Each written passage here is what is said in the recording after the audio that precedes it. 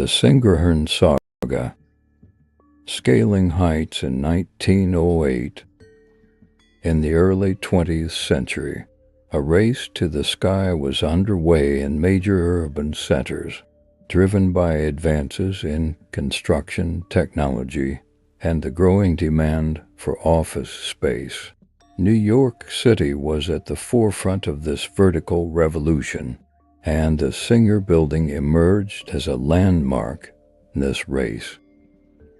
Completed in 1908, the Singer Building soared to a height of 612 feet, securing its place as the tallest inhabited building in the world. Designed by architect Ernest Flagg, this Gothic-style skyscraper stood as a testament to the ambition and innovation of the time. As New Yorkers marveled at the towering structure, humor and wordplay entered the scene. The building's distinct pyramid-like crown, reminiscent of the Matterhorn in the Alps, led wits and commentators to affectionately dub it the Singerhorn. This playful nickname captured the public imagination and added a touch of charm to the imposing structure. The Singer Building wasn't just about height. It was a marvel of architecture. The intricate Gothic details, including pointed arches and ornate decorations, set it apart from its contemporaries. The use of terracotta gave the facade a warm hue, and the building's design was a departure from the steel-framed structures that would dominate later skyscrapers. The Singer Building was not merely a symbol of architectural prowess, it was a functional space for commerce. The lower floors housed the Singer Manufacturing Company's headquarters, while the upper floors provided office space. The tower's height, crowned with an observation deck, offered breathtaking views of the cityscape. Despite its grandeur, the Singer Building's reign as the tallest inhabited structure was relatively short-lived. In 1909, the Metropolitan Life Tower surpassed it in height. The subsequent years saw the skyline of New York City evolve rapidly, with taller and more modern structures joining the ranks of the skyline. Tragically, the Singer Building met its end in 1968 as the city embraced modernization and larger developments. The building was deemed uneconomical and, amidst controversy, was demolished to make way for One Liberty Plaza. The Singer Building left an indelible mark on the history of skyscrapers. While its physical presence is no more, the Singerhorn lives on in the memories of those who marveled at its height and elegance. The nickname endures as a whimsical reminder of an era when New York City, with its soaring towers, reached for the sky. In 1908, the Singerhorn stood as a pinnacle of human achievement, reaching unprecedented heights and capturing the imagination of a city on the rise. Its legacy, both as an architectural marvel and a whimsically nicknamed landmark, remains etched in the annals of New York's skyscraper history, embodying the spirit of ambition and innovation that defined the early 20th century. The first Nickelodeon theater. The birth of cinema. In the bustling streets of Pittsburgh, Pennsylvania, a small but revolutionary change was about to take place. It was the year 1905, a time when moving pictures were still in their infancy, and the concept of going to a theater to watch a film was a novel idea. At the heart of this transformation was Harry Davis and John P. Harris, two men with a vision that would forever change the entertainment industry. Their brainchild, the first Nickelodeon theater, would not only introduce the world to a new form of entertainment, but also pave the way for the modern cinema experience we know today. Harry Davis and John P. Harris were already seasoned entrepreneurs, having made a name for themselves in various business ventures. However, it was their fascination with the new medium of motion pictures that led them to embark on a groundbreaking endeavor. They secured a small, unassuming space on Smithfield Street, which would become the birthplace of the first Nickelodeon. The name Nickelodeon was a fusion of two words, nickel, the price of admission, and odeon, a Greek word for theater. It was a place where, for the price of just 5 cents, anyone could escape from the daily grind and be transported to different worlds through the magic of film. The interior of the Nickelodeon was modest but inviting. It could accommodate around 96 patrons at a time who sat on simple wooden benches. The screen, if it could be called that, was a white sheet, and the projector, a hand-cranked device that often required manual adjustment. Yet, to the people of that era, it was nothing short of extraordinary. On June 19, 1905, the doors of the first Nickelodeon swung open, and the world witnessed the birth of something exceptional. The concept was a hit from the start.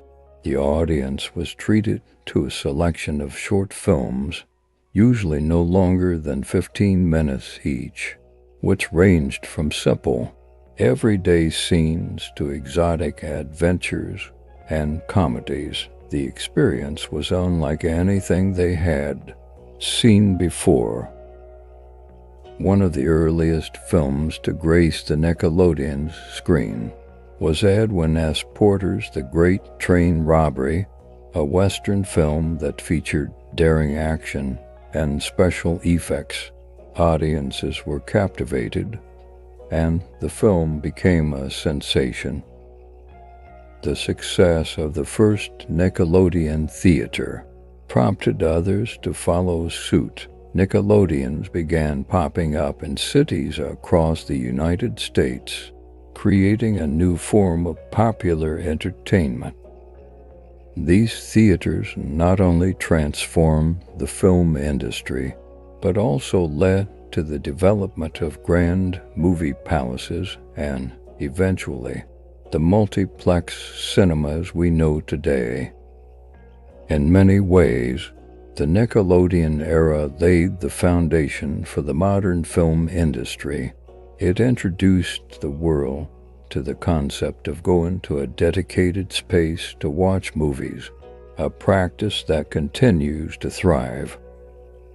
The simple 5-cent admission fee, the affordability, and the variety of films made cinema accessible to people from all walks of life. As the Nickelodeon craze spread, it didn't take long for filmmakers to recognize the potential of this new medium. They began experimenting with storytelling techniques, cinematography, and special effects. The Nickelodeon theaters were the testing grounds for these innovations. The first Nickelodeon in Pittsburgh may be long gone, but its legacy lives on. It was the humble beginning of an industry that would become a global powerhouse. The magic of those early Nickelodeons, where everyday folks could escape into the world of cinema for just a nickel, continues to enchant audiences to this day. So the next time you settle into your theater seat, popcorn in hand, waiting for the latest blockbuster, take a moment to remember the pioneering spirit of Harry Davis and John P. Harris.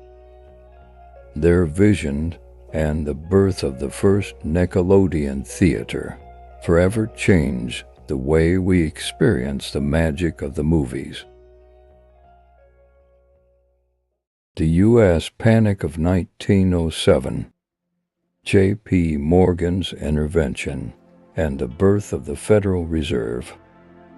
Certainly, the Panic of 1907, also known as the Knickerbocker Crisis, was a severe financial crisis that had widespread implications for the United States economy. Here's an extended story on the Panic of 1907. At the turn of the 20th century, the United States was experiencing a period of rapid economic growth and financial expansion. However, this prosperity was accompanied by the emergence of financial speculation, particularly in the stock market, and the increasing complexity of the financial system. The roots of the Panic of 1907 can be traced back to various factors, including a speculative bubble in the stock market, the inadequacies of the national banking system, and global economic conditions. One of the key triggers was the attempt to corner the market in shares of the United Copper Company by a group of speculators led by F. Augustus Hines and Charles Morse. When their scheme failed, it set off a chain reaction of events that exposed vulnerabilities in the financial system. The crisis unfolded in October 1907 when a series of bank runs and failures occurred. Trust in the banking system eroded rapidly as depositors rushed to withdraw their funds from banks that were perceived to be at risk. The crisis reached its peak with the failure of the Knickerbocker Trust Company, a major financial institution in New York, in late October. As the panic spread, there was a lack of a centralized institution or mechanism to provide liquidity and stabilize the financial system. This led prominent bankers and financiers, including J.P. Morgan, to intervene in an attempt to restore confidence and prevent a more severe economic downturn. J.P. Morgan played a central role in resolving the crisis in what became known as the Morgan Panic. He assembled a coalition of bankers to provide financial support to troubled banks and stabilize the markets. Morgan's efforts included the infusion of his own funds and the coordination of a consortium of banks to lend money to institutions in distress. The crisis prompted a reevaluation of the nation's banking and financial systems in the aftermath of the Panic of 1907. There was a growing recognition of the need for a more robust central banking mechanism to provide stability and prevent future financial panics. This sentiment ultimately contributed to the establishment of the Federal Reserve System in 1913. The Panic of 1907 had significant economic and political implications. It exposed weaknesses in the existing financial infrastructure, prompting calls for reform and regulatory measures. The crisis also highlighted the role of prominent individuals like J.P. Morgan in shaping the course of events during times of economic uncertainty. The aftermath of the Panic of 1907 left a lasting impact on the United States' approach to financial regulation and the management of economic crises. The lessons learned from this episode influenced the creation of the Federal Reserve System which was designed to provide a more flexible and responsive framework for monetary policy and financial stability. While subsequent financial crises, including the Great Depression of the 1930s, would shape the trajectory of U.S. economic policy, the Panic of 1907 remains a pivotal moment that spurred reforms and laid the groundwork for the modern financial system. The Model T Revolution. Henry Ford's vision for affordable mobility. At the turn of the 20th century, the automotive industry was in its infancy, marked by a handful of manufacturers producing expensive and often unreliable vehicles. It was in this landscape that Henry Ford, an American industrialist, envisioned a car that would be affordable, reliable, and accessible to the masses. Henry Ford's dream was to create a car that would democratize mobility. He believed in making automobiles not just a luxury for the wealthy, but a practical mode of transportation for ordinary people. This vision led to the development of the Model T. Work on the Model T began in earnest in 1906, and after several years of experimentation and refinement, the first Model T was introduced to the public on October 1, 1908. It was a revolutionary vehicle, featuring a simple and sturdy design that prioritized functionality and durability over extravagance. One of the key innovations that set the Model T apart was Ford's implementation of assembly line production in 1913. The moving assembly line was introduced at the Ford Highland Park plant, streamlining the manufacturing process and drastically reducing production time.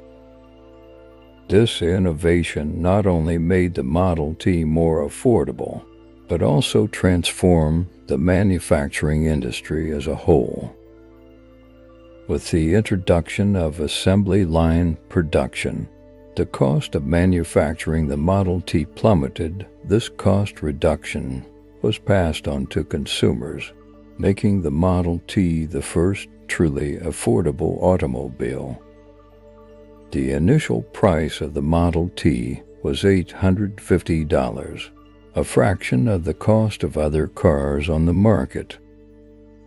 The affordability of the Model T had a transformative effect on American society. It brought about a new era of personal transportation, liberating people from the constraints of distance and revolutionizing travel. The Model T became a symbol of the American spirit, representing innovation, progress, and the idea that ordinary people could enjoy the benefits of technological advancements. The success of the Model T was not confined to the United States. Ford's assembly line methods and the mass production of affordable cars became a blueprint for the automotive industry worldwide. The Model T's influence reached far beyond its time, shaping the way cars were manufactured and sold for decades to come. The Model T's production spanned from 1908 to 1927, during which time over 15 million units were sold. Its longevity and widespread adoption solidified its place in history as one of the most influential and iconic cars ever produced. The Model T's legacy is not just in its numbers, but in the profound impact it had on mobility, industry, and the very fabric of society. The debut of the Model T marked a pivotal moment in automotive history. Henry Ford's vision of making cars affordable and accessible to everyone revolutionized the industry and had far-reaching implications for society. The Model T not only put America on wheels but also set the stage for the democratization of personal transportation on a global scale, leaving an indelible mark on the history of automobiles and manufacturing. The first Moroccan crisis, prelude to European turmoil. In the annals of history, the first Moroccan crisis stands as a pivotal event that brought the European powers to the brink of war and reshaped the dynamics of international diplomacy in the early 20th century. The late 19th and early 20th centuries were marked by intense rivalries among the major European powers. Imperialism and colonial expansion were at their zenith, and the scramble for overseas territories often led to tensions and confrontations. The continent was divided into two major alliance systems, the Triple Entente, comprising France, Russia, and the United Kingdom, and the Triple Alliance, including Germany, Austria-Hungary, and Italy. Against this backdrop, the focus of the world's attention shifted to the North African Kingdom of Morocco. This nation, with its strategic location and resources, was a coveted prize for European colonial powers. France had long established interests in Morocco, while Germany, under Kaiser Wilhelm II, pursued an aggressive policy of Weltpolitik, or world politics. This policy aimed at expanding Germany's influence and colonies worldwide, often challenging the existing order and provoking tensions. The first Moroccan crisis began in March 1905. When Kaiser Wilhelm II arrived in Morocco, he declared his support for Moroccan sovereignty, ostensibly in opposition to French influence, but with underlying imperial ambitions. The sudden appearance of the German emperor on Moroccan soil triggered alarm and suspicion among the other European powers, especially France. France, as a long-time stakeholder in Morocco, viewed Germany's actions as a direct challenge to its interests. Diplomatic tensions escalated as both nations flexed their military muscles. The international community held its full scale. The crisis took a more diplomatic turn. With the convening of the Algeciras Conference in 1906, this conference, held in Algeciras, Spain, aimed to resolve the Moroccan question peacefully. It involved 13 European powers and the United States, serving as an impartial mediator. The deliberations at the conference ultimately favored France. The outcome of the Algeciras Conference reinforced French influence in Morocco, but it did not quell the underlying tensions between the major powers. The episode highlighted the fragility of the balance of power and the potential for conflicts to erupt in Europe. The first Moroccan crisis demonstrated the fragility of the international order and the potential for major conflicts among the European powers. While it did not lead to a full-scale war, it set the stage for subsequent crises that would culminate in the cataclysmic events of World War I. This crisis also underscored the complex web of alliances and entanglements that bound the European powers. The tensions between France and Germany would continue to fester, contributing to the broader instability in the years that followed. In hindsight, the first Moroccan crisis serves as a warning about the dangers of nationalist ambitions, imperialism, and a lack of effective diplomacy. It was a prelude to the turbulent period that would define the early 20th century. The echoes of this crisis would reverberate through history, reminding us of the perils of geopolitical brinkmanship. All you English learners and bedtime listeners.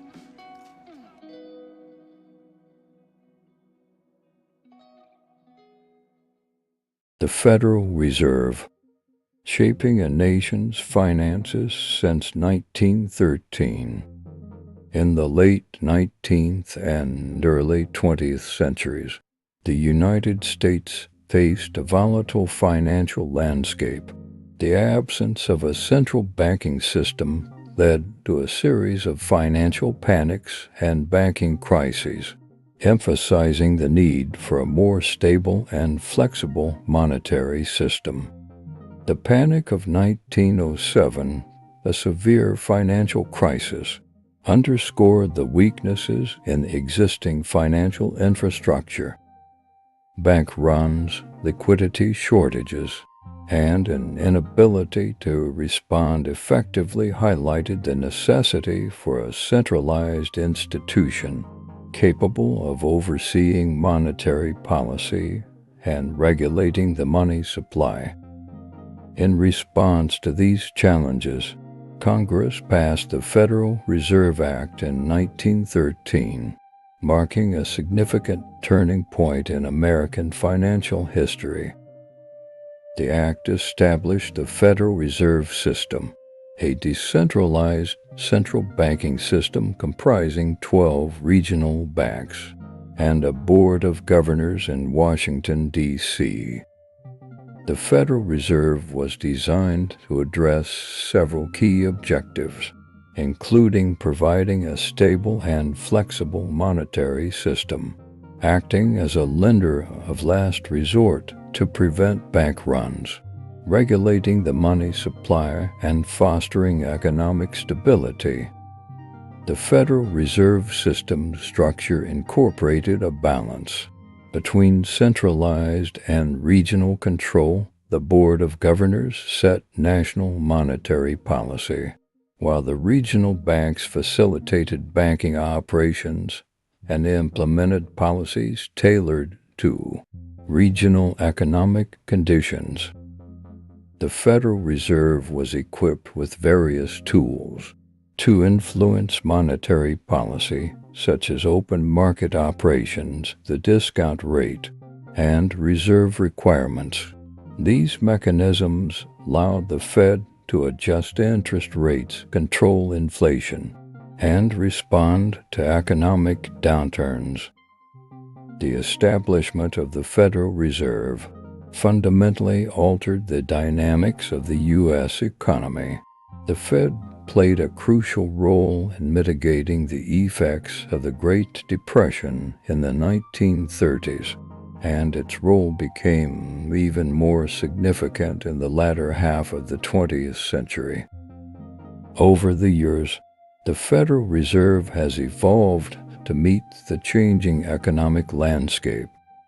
It has faced challenges including the stagflation of the 1970s, the savings and loan crisis in the 1980s, and the 2008 financial crisis, during which the Fed implemented unprecedented measures to stabilize the economy. Despite its pivotal role, the Federal Reserve has not been without criticism. Debates continue over its level of independence, transparency, and the effectiveness of its policies. The central bank's decisions and actions often spark discussions on their impact on inflation, employment, and financial stability. The Federal Reserve, born out of the necessity for financial stability, has played a central role in shaping the economic landscape of the United States.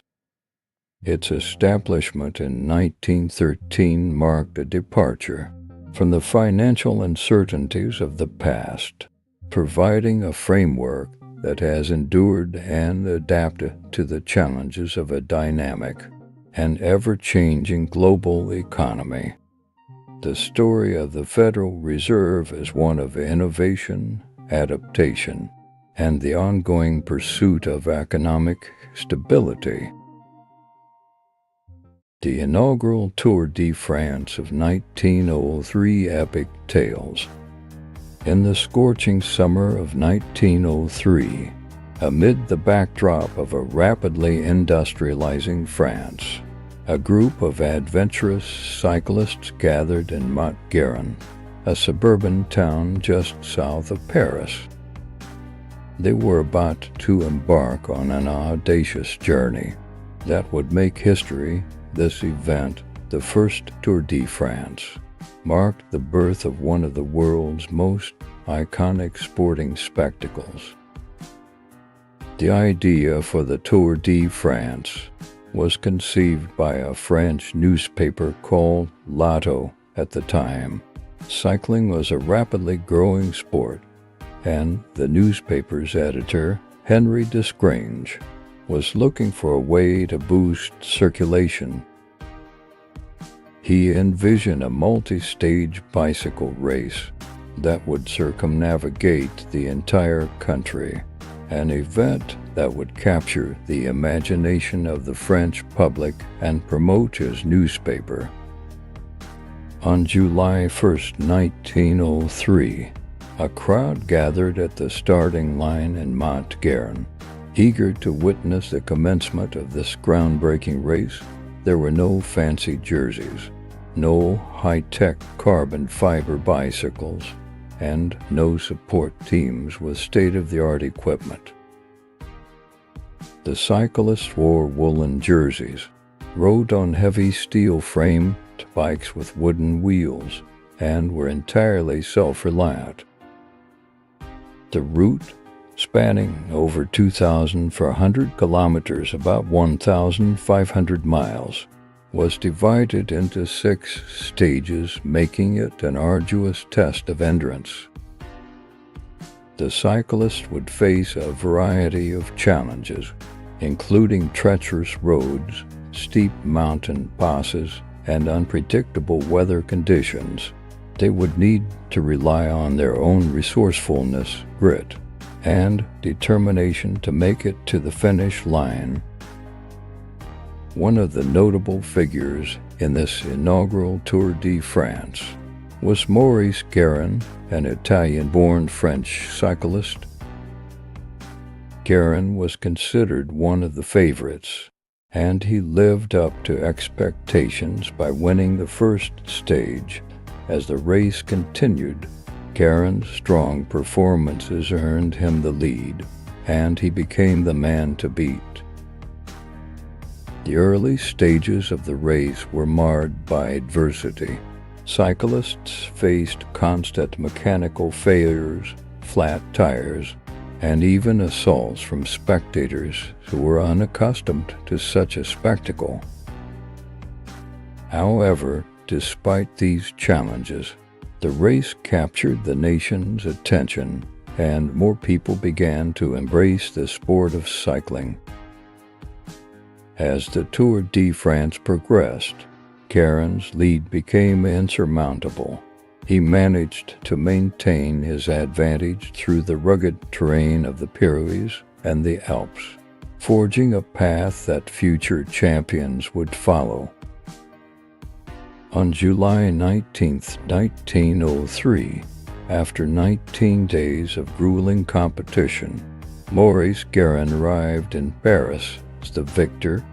He had conquered the first-ever Tour de France, cementing his name in cycling history.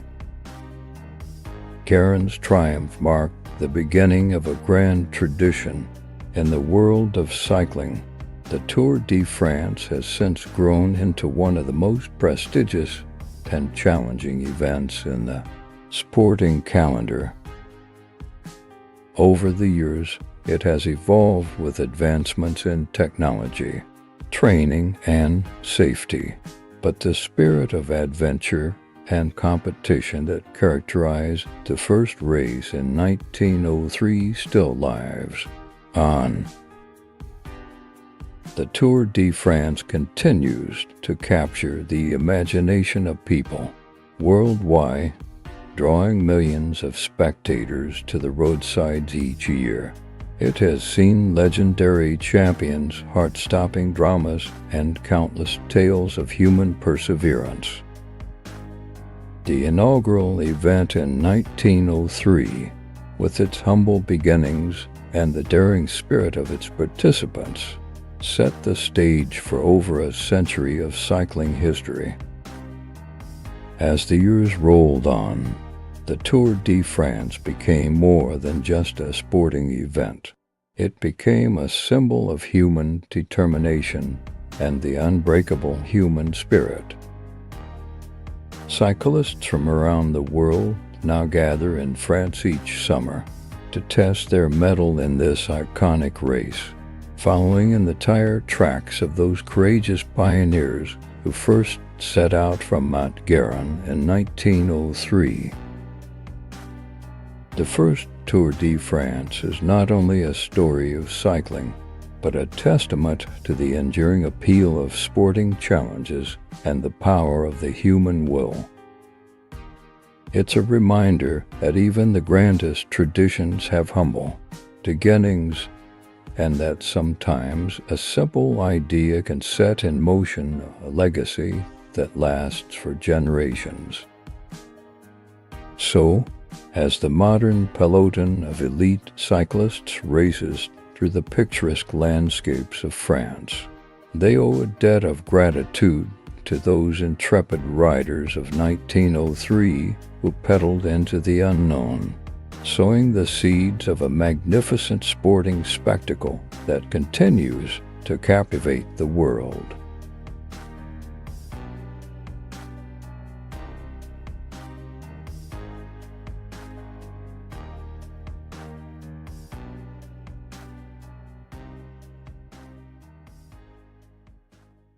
Tel Aviv's genesis, the birth of a modern metropolis.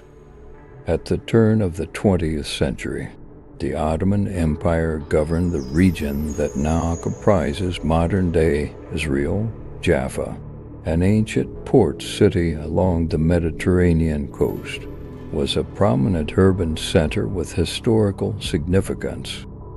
As the population in Jaffa grew, the city faced issues of overcrowding and strained resources.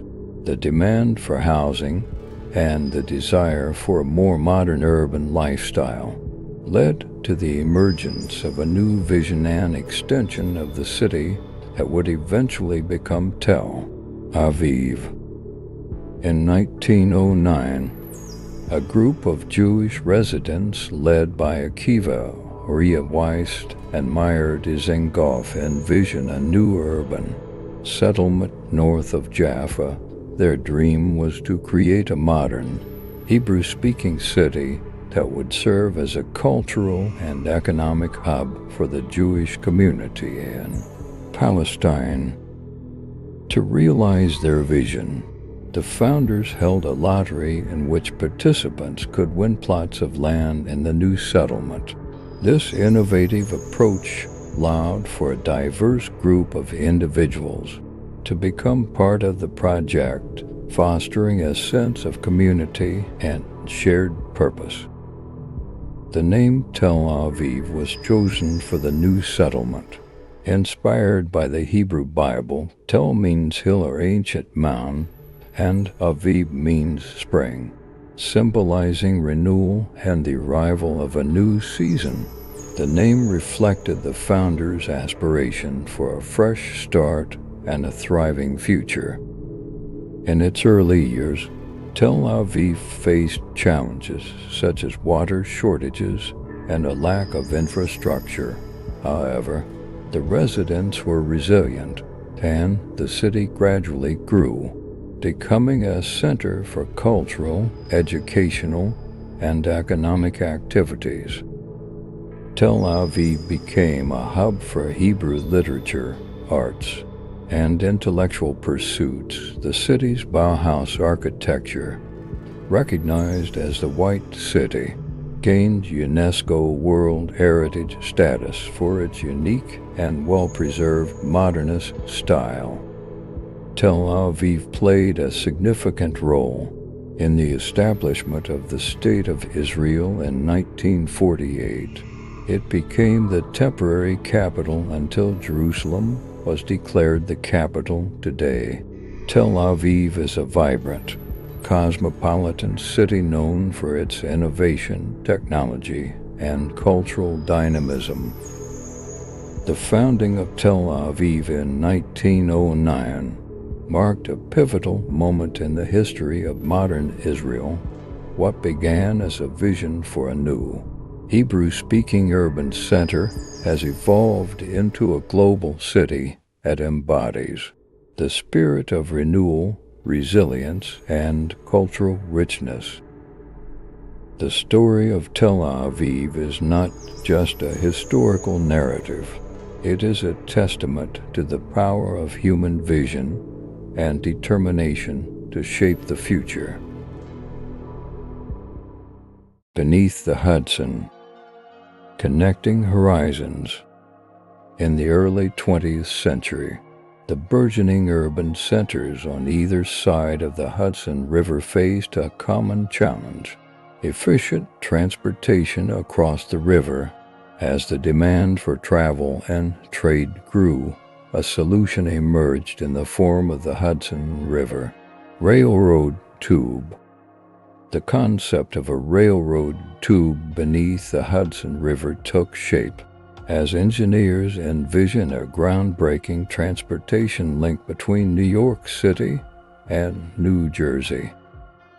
The project aimed not only to streamline commuter traffic, but also to facilitate the movement of goods and foster economic growth. Building a railroad tube beneath a major river presented formidable engineering challenges. Engineers had to devise innovative solutions for tunneling through the riverbed while ensuring the safety and stability of the structure. The project demanded meticulous planning and coordination to overcome the geological obstacles posed by the river's depths. On February 25, 1909, the Hudson River Railroad Tube was officially completed and open to the public. The twin-tube system allowed for trains to travel between Manhattan and Hoboken, providing a swift and reliable transportation link. The grand unveiling marked a historic moment in the evolution of urban infrastructure and transportation networks. The completion of the Hudson River Railroad Tube had a transformative effect on commuting patterns and trade activities. Commuters now had a more efficient means of traversing the Hudson River, reducing travel time and enhancing connectivity between the two states. Additionally, the improved transportation infrastructure facilitated the movement of goods, contributing to the economic development of the region. The construction of the railroad tube also showcased technological advancements in tunneling and engineering. The use of innovative construction methods and materials paved the way for future projects, influencing the evolution of subaqueous tunneling techniques. The Hudson River Railroad Tube left an enduring legacy, serving as a model for subsequent transportation infrastructure projects over the years. The tube underwent upgrades and expansions to meet the growing demands of a dynamic and expanding metropolitan region. The completion of the Hudson River Railroad tube in 1909 stands as a testament to human ingenuity and the relentless pursuit of progress.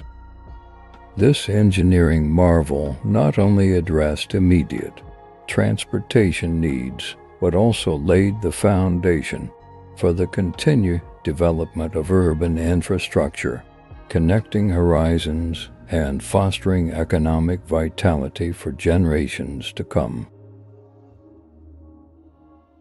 Samuel Cody's Soaring Triumph, a milestone in British aviation.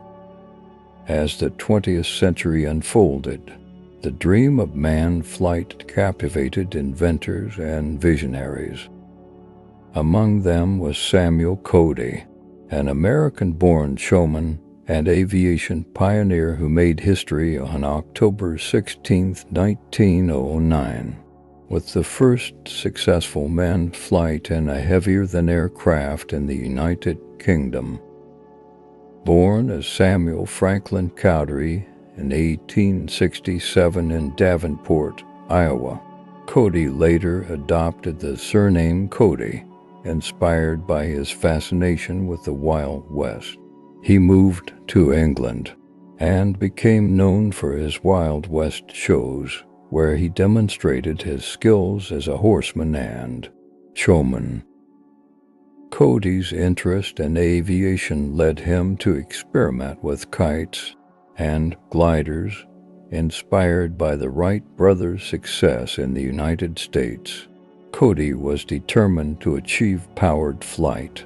He designed and built his aircraft, incorporating elements of both biplanes and box kites. Cody's efforts drew the attention of the British Army, which saw potential military applications for aviation. In 1906, he received a contract to develop a powered kite, and later, he built the British Army Aeroplane No. 1, also known as the Cody Flyer. On October 16, 1909, at Farnborough, Hampshire, Samuel Cody made history by piloting the Cody Flyer.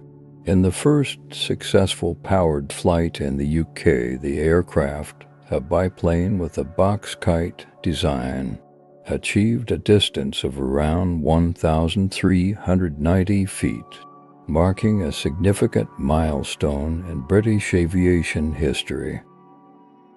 Cody continued to contribute to aviation innovation, developing more advanced aircraft. However, tragedy struck in 1913 when Cody died in a flying accident while testing a new design.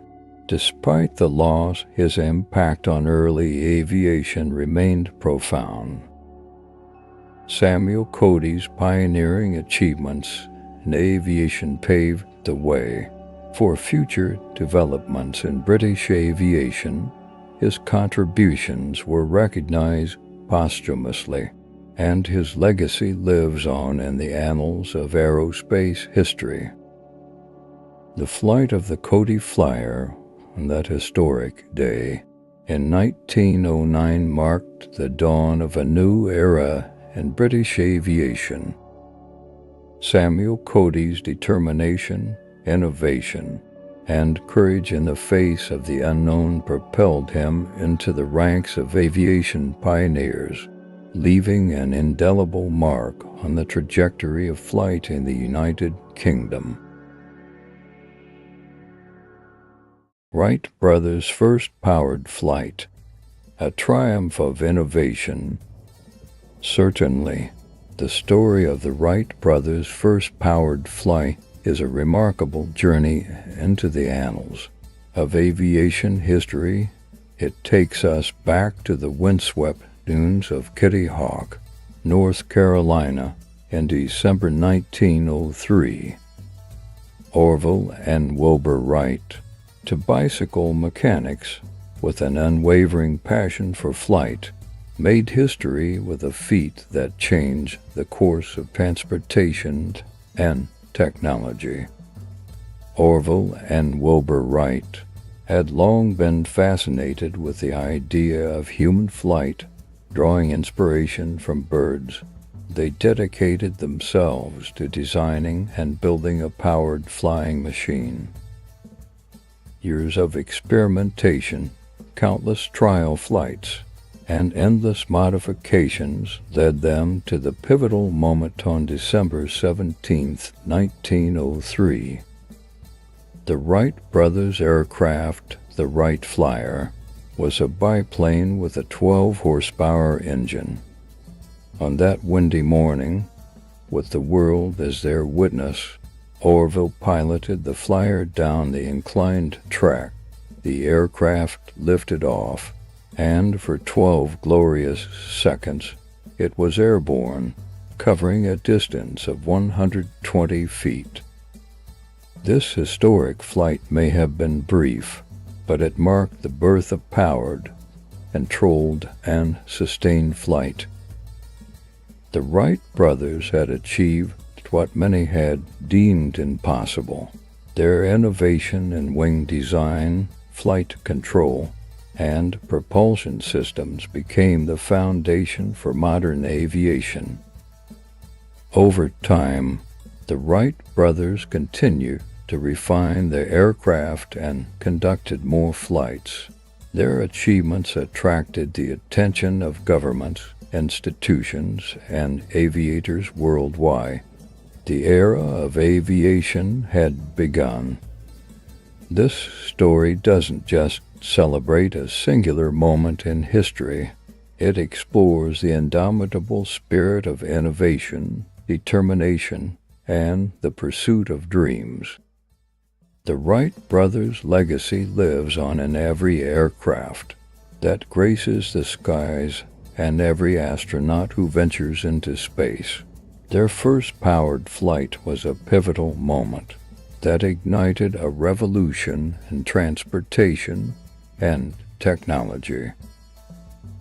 The Wright brothers' achievement is a testament to the human spirit's boundless capacity for innovation and discovery. Their story serves as an enduring source of inspiration for dreamers, inventors, and anyone who dares to defy gravity and reach for the skies. A timeless tradition begins. The first New Year's Eve ball drop. As the 19th century gave way to the 20th, New Year's Eve celebrations were already a cherished tradition. However, something extraordinary was about to happen in the heart of New York City that would elevate the festivities to a whole new level. In 1904, Longacre Square in Manhattan was renamed Times Square after the New York Times moved its headquarters to the newly built Times building. Little did anyone know that this iconic location would become synonymous with New Year's Eve celebrations worldwide. The owner of the Times building, Adolph Fox, had a brilliant idea to celebrate the end of 1907 and welcome 1908 in grand fashion. He envisioned a spectacle that would captivate the city a ball drop, inspired by maritime timekeeping. Fox wanted to signal the precise moment of midnight to the crowd below. On the night of December 31st, 1907, as the final seconds of the year ticked away, a 700-pound iron and wood ball adorned with 125-watt light bulbs descended from the flagpole atop the Times building. The sight was a marvel, and the event instantly captured the imagination of New Yorkers. The ball drop in Times Square quickly became a symbol of hope and renewal in the midst of a rapidly changing world. The annual ritual offered a moment of unity and reflection for people. From all walks of life, it marked the passage of time and the promise of a fresh start with the coming year. Over the years, the New Year's Eve celebration in Times Square continued to evolve. The original ball was replaced with more sophisticated versions, incorporating advancements in technology and design. The event grew in scale, drawing crowds from around the globe and becoming a focal point of global attention. Today, the New Year's Eve ball drop in Times Square is a global phenomenon. Millions of people gather in person, while billions more tune in from afar to witness the dazzling spectacle. The event has transcended its local origins to become a symbol of unity, joy, and the shared optimism that comes with the beginning of a new year. The legacy of the first New Year's Eve ball drop in Times Square endures as a testament to the power of tradition and communal celebration. What began as a local event in 1907 has grown into a symbol of global unity, reminding us all that, no matter where we are, the arrival of a new year is a moment to come together, reflect, and look forward with hope. The first New Year's Eve ball drop in Times Square was more than a spectacle. It was the birth of a tradition that would transcend generations and captivate the world. As the ball descends each year, it symbolizes not just the passage of time, but the shared aspiration of humanity for a brighter future, one that begins with the promise of a new year. The spark of dissent. The Russian Revolution of 1905. The Russian Revolution of 1905, often referred to as the First Russian Revolution, was a series of mass protests, strikes, and uprisings that took place in the Russian Empire during the early 20th century.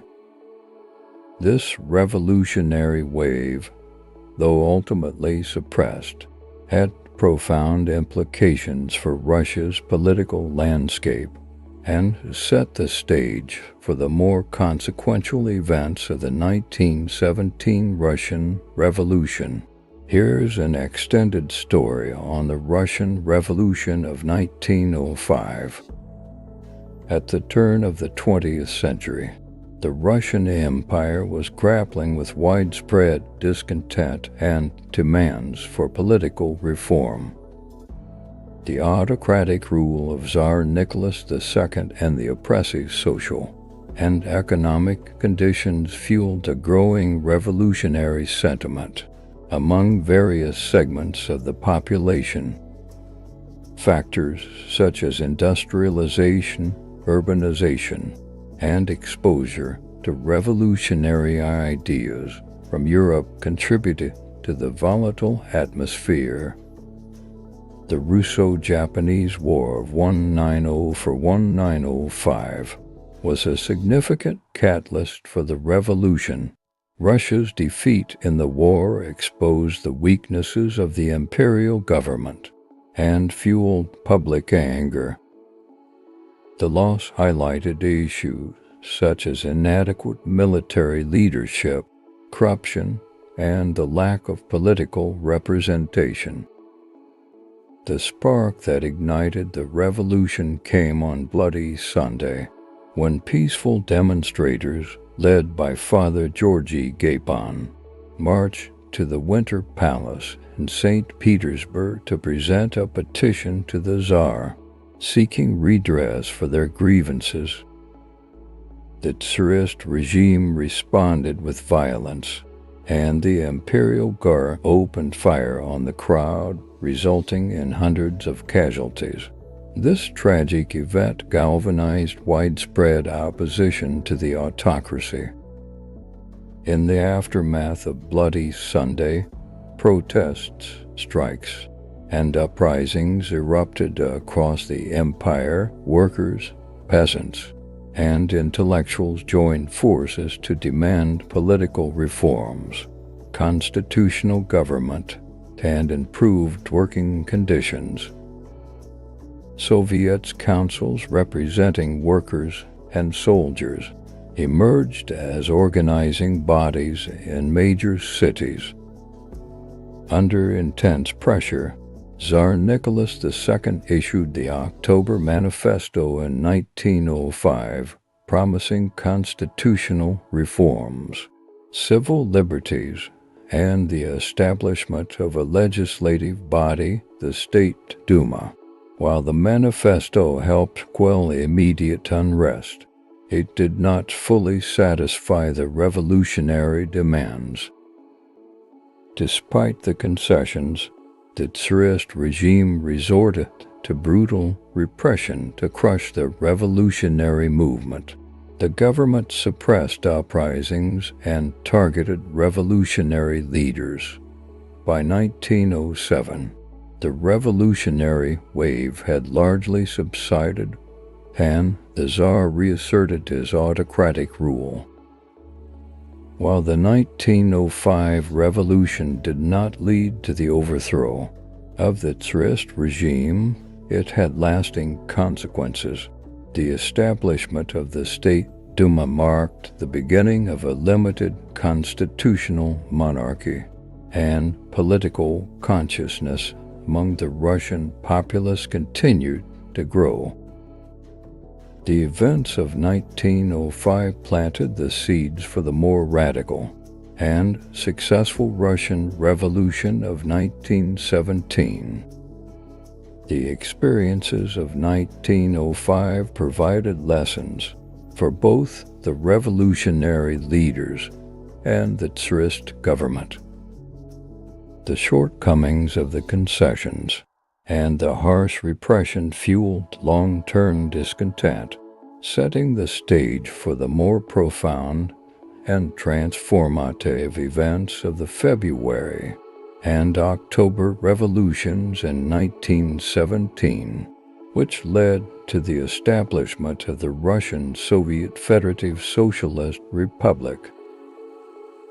In conclusion, the Russian Revolution of 1905 was a crucial moment in Russian history, foreshadowing the deeper upheavals that would follow. It revealed the fragility of the autocratic regime, ignited revolutionary fervor, and set in motion forces that would ultimately reshape Russia's political landscape. An unforgivable tragedy, the Herero and Nama genocide. In the annals of history, certain events stand as stark reminders of the darkest aspects of human nature. The Herero and Nama genocide is one such chapter, a harrowing tale of colonization, oppression, and brutality that unfolded in what is now Namibia during the early 20th century. This extensive story takes you back to those bleak times, providing a comprehensive account of the events, the people involved, and the enduring impact of this unforgivable tragedy. The Herero and Nama genocide did not emerge in isolation, but against the backdrop of Europe's colonial ambitions in Africa. The late 19th century witnessed a scramble for Africa, with European powers eager to carve up the continent for their economic gain. Among them, Imperial Germany sought to establish its presence in what was then German Southwest Africa, now Namibia. Central to our story are the Herero and Nama peoples, indigenous communities who had inhabited these lands for centuries. They had their languages, cultures, and traditions, living in relative harmony with the land. With the arrival of German colonial forces, the stage was set for a disastrous clash of cultures and ambitions. German settlers coveted the land, primarily for its potential as a source of wealth and prosperity. This desire for land and resources fueled conflicts and confrontations. The spark for the Herero and Nama genocide can be traced to the 1904 Herero uprising, facing oppression, land dispossession, and violence at the hands of German settlers and soldiers. The Herero people, under the leadership of Samuel Maherero, took up arms. This rebellion set in motion a series of events that would lead to catastrophic consequences. The German response to the Herero rebellion was swift and brutal. Under the command of General Lothar von Trotha, the colonial forces waged a ruthless campaign, leading to atrocities that haunt the historic record. The violence and displacement of the Herero and Nama peoples are deeply unsettling chapters in this history. As conflict escalated, General von Trotha issued an ominous order that would become infamous, the Extermination Order. The atrocities that followed included mass killings, forced labor, displacement, and inhumane conditions in concentration camps. Thousands of Herero and Nama people perished, and those who survived faced unimaginable suffering.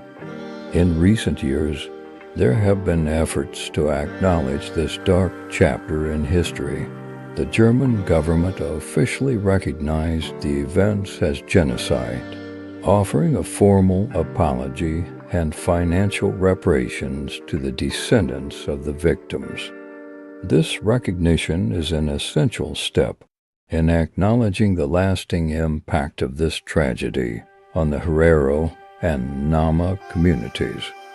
The Herero and Nama genocide stands as a sobering reminder of the horrors of colonialism and unchecked power. This extensive story aims to shed light on the events and their enduring legacy, emphasizing the importance of understanding and remembering this dark period in history.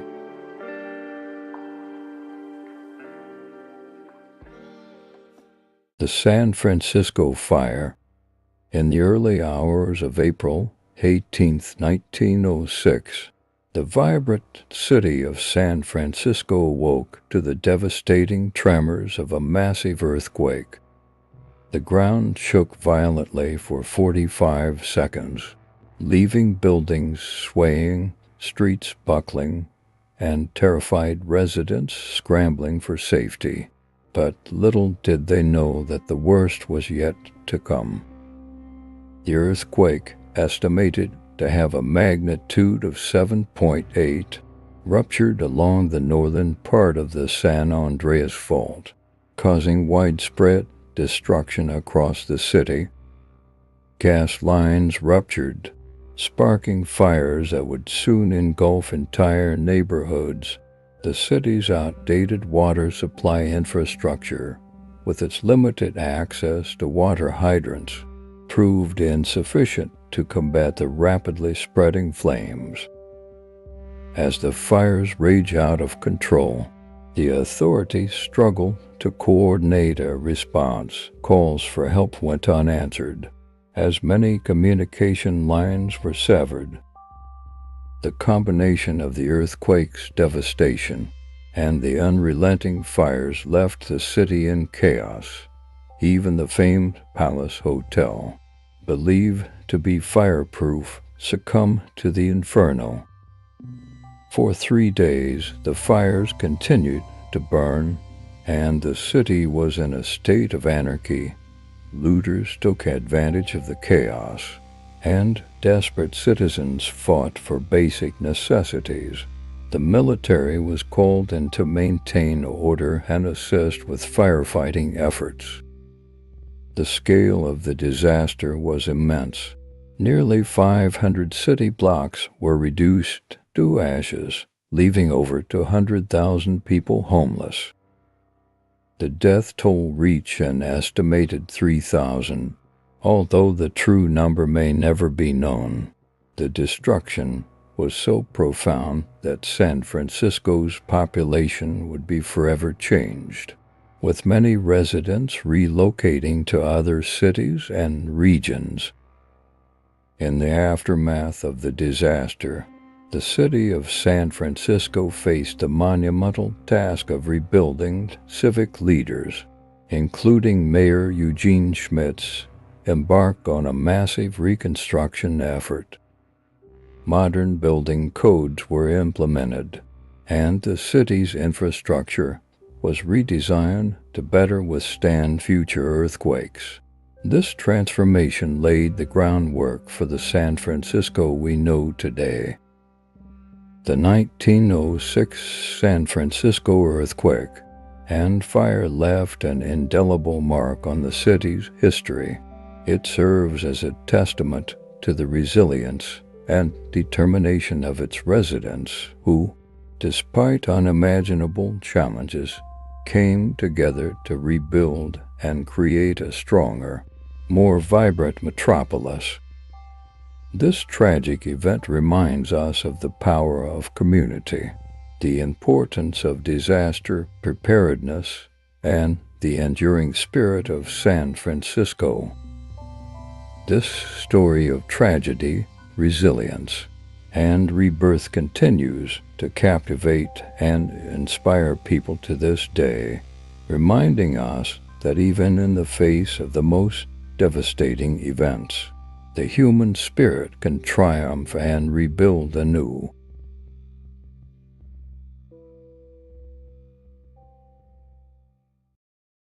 A revolution in science. Albert Einstein's theory of special relativity. In the early 20th century, the world of physics was on the brink of a revolution. Scientific paradigms were about to be shattered, and one man stood at the center of this impending transformation, Albert Einstein.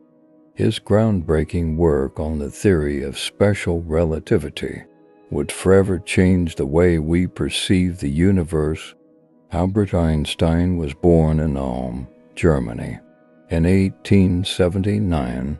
From a young age, he displayed an extraordinary aptitude for mathematics and physics. However, his early education was marred by conflicts with authority figures, and he often felt like a rebellious outsider. Despite these challenges, Einstein persevered. He enrolled at the Polytechnic Institute in Zurich, Switzerland, and graduated in 1900. After graduation, he struggled to find employment, working briefly as a tutor and a patent examiner. It was during this period of introspection and intellectual exploration that he began formulating the ideas that would eventually lead to the theory of special relativity. The theory of special relativity was born out of a simple, yet profound question. What if the laws of physics were the same for all non-accelerating observers, regardless of their relative motion? This question led Einstein to develop two groundbreaking postulates. 1. The principle of relativity. The laws of physics are the same for all observers in uniform motion relative to one another. In other words, there is no privileged frame of reference. 2. The speed of light is constant. The speed of light in a vacuum, denoted by c, is the same for all observers, regardless of their motion or the motion of the light source. This is a departure from classical physics, which assumed that the speed of light was influenced by the motion of the observer. Einstein's theory introduced a concept that would become synonymous with his name, E is equal to mc squared. This equation describes the equivalence of mass m and energy, with the speed of light c as the constant of proportionality. It revealed that mass could be converted into energy and vice versa, paving the way for the development of nuclear energy and atomic bombs.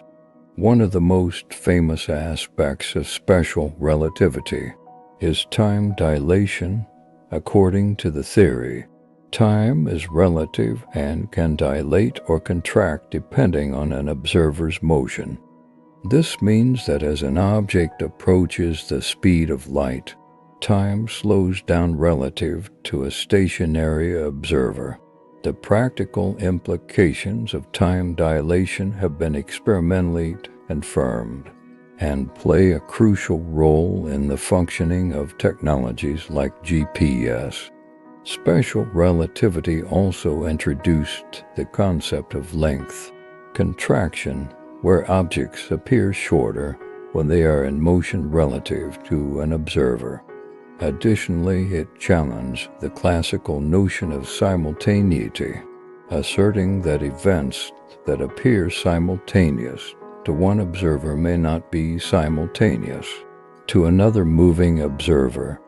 Einstein's theory of special relativity was revolutionary, but it wasn't immediately embraced by the scientific community. It challenged centuries of established physics and required a shift in thinking.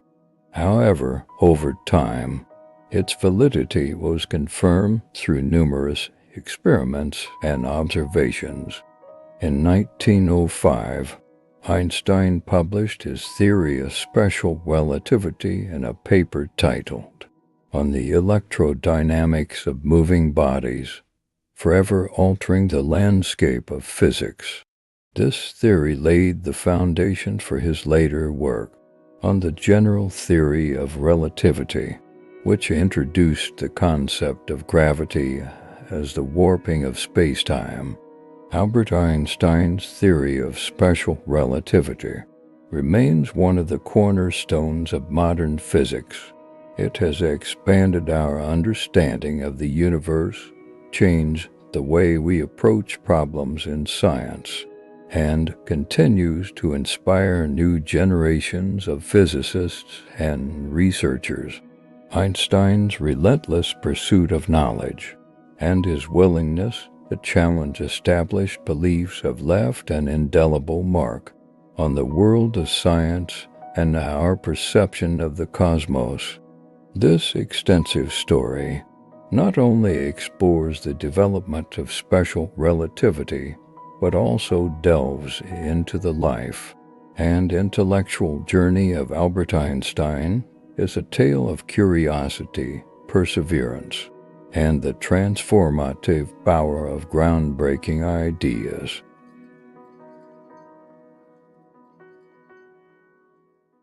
Illuminating Faith: The Journey to the First Buddhist Temple in the United States. In the late 19th century, a small but profound revolution was taking place in the United States.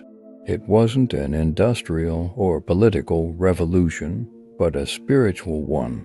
As immigrants from Asia settled in the U.S., they brought with them the rich traditions of Buddhism. This extensive story delves into the creation and significance of the first Buddhist temple in the United States, highlighting the journey to establishing a sacred space for the practice of this ancient faith on American soil. The story begins in the mid-1800s, when Chinese immigrants began arriving in the U.S. These early arrivals brought with them the teachings of Buddhism, introducing a faith that was largely unfamiliar to the American population at the time. Buddhism, with its emphasis on meditation, mindfulness, and compassion, found resonance with those seeking spiritual enlightenment. In the 1870s, the groundwork was laid for the first Buddhist temple in the United States. The Buddhist mission of San Francisco, known as Cody, was founded to serve the spiritual needs of the growing Japanese immigrant community. Cody quickly became a focal point for cultural and spiritual activities, as well as a source of guidance and support for newcomers in a foreign land. One of the key figures in the establishment of Cody was Rev. Shui Sonoda. He not only served as a spiritual leader, but also played a vital role in raising awareness about Buddhism among the American population. His efforts contributed to the growing interest in Eastern spirituality in the United States, which would later lead to a broader understanding and acceptance of Buddhism. Establishing a Buddhist temple in the United States was not without its challenges. The early temples faced issues related to language, cultural differences, and misunderstandings about Buddhist practices. However, the persistence of those involved in Cody and similar institutions laid the foundation for a greater understanding of Buddhism's principles of peace, compassion, and mindfulness. Cody, the first Buddhist temple in the United States, continues to serve as a center for Buddhist practice, spiritual development, and community support. Over the years, it has become a symbol of the enduring nature of Buddhism in the United States and the essential role that spirituality plays in the lives of those who seek a path to inner peace. The story of Cody and the first Buddhist temple in the United States exemplifies the power of faith, perseverance, and cultural exchange. In an era marked by sweeping societal changes, the establishment of this temple marked the beginning of a new chapter in the spiritual landscape of America. The legacy of Cody endures, offering a haven of reflection and enlightenment to all who seek its teachings.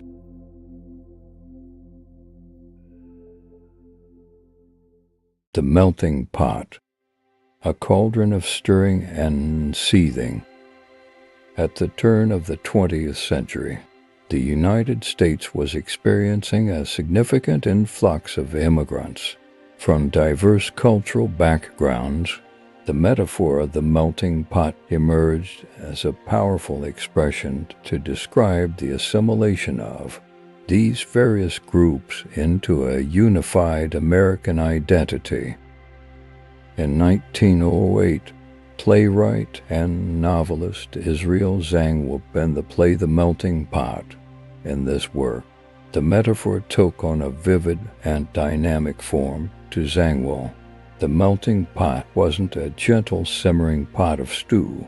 It was a cauldron, roaring and bubbling, as he wrote, stirring and seething.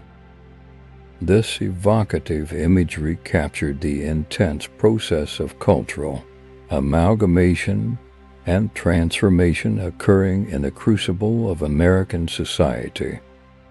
The melting pot symbolized the idea that immigrants, upon entering the United States, would undergo a process of cultural blending. All traditions, languages, and customs would meld together to form a new American identity. The metaphor suggested a harmonious fusion of diverse elements, creating a singular national character.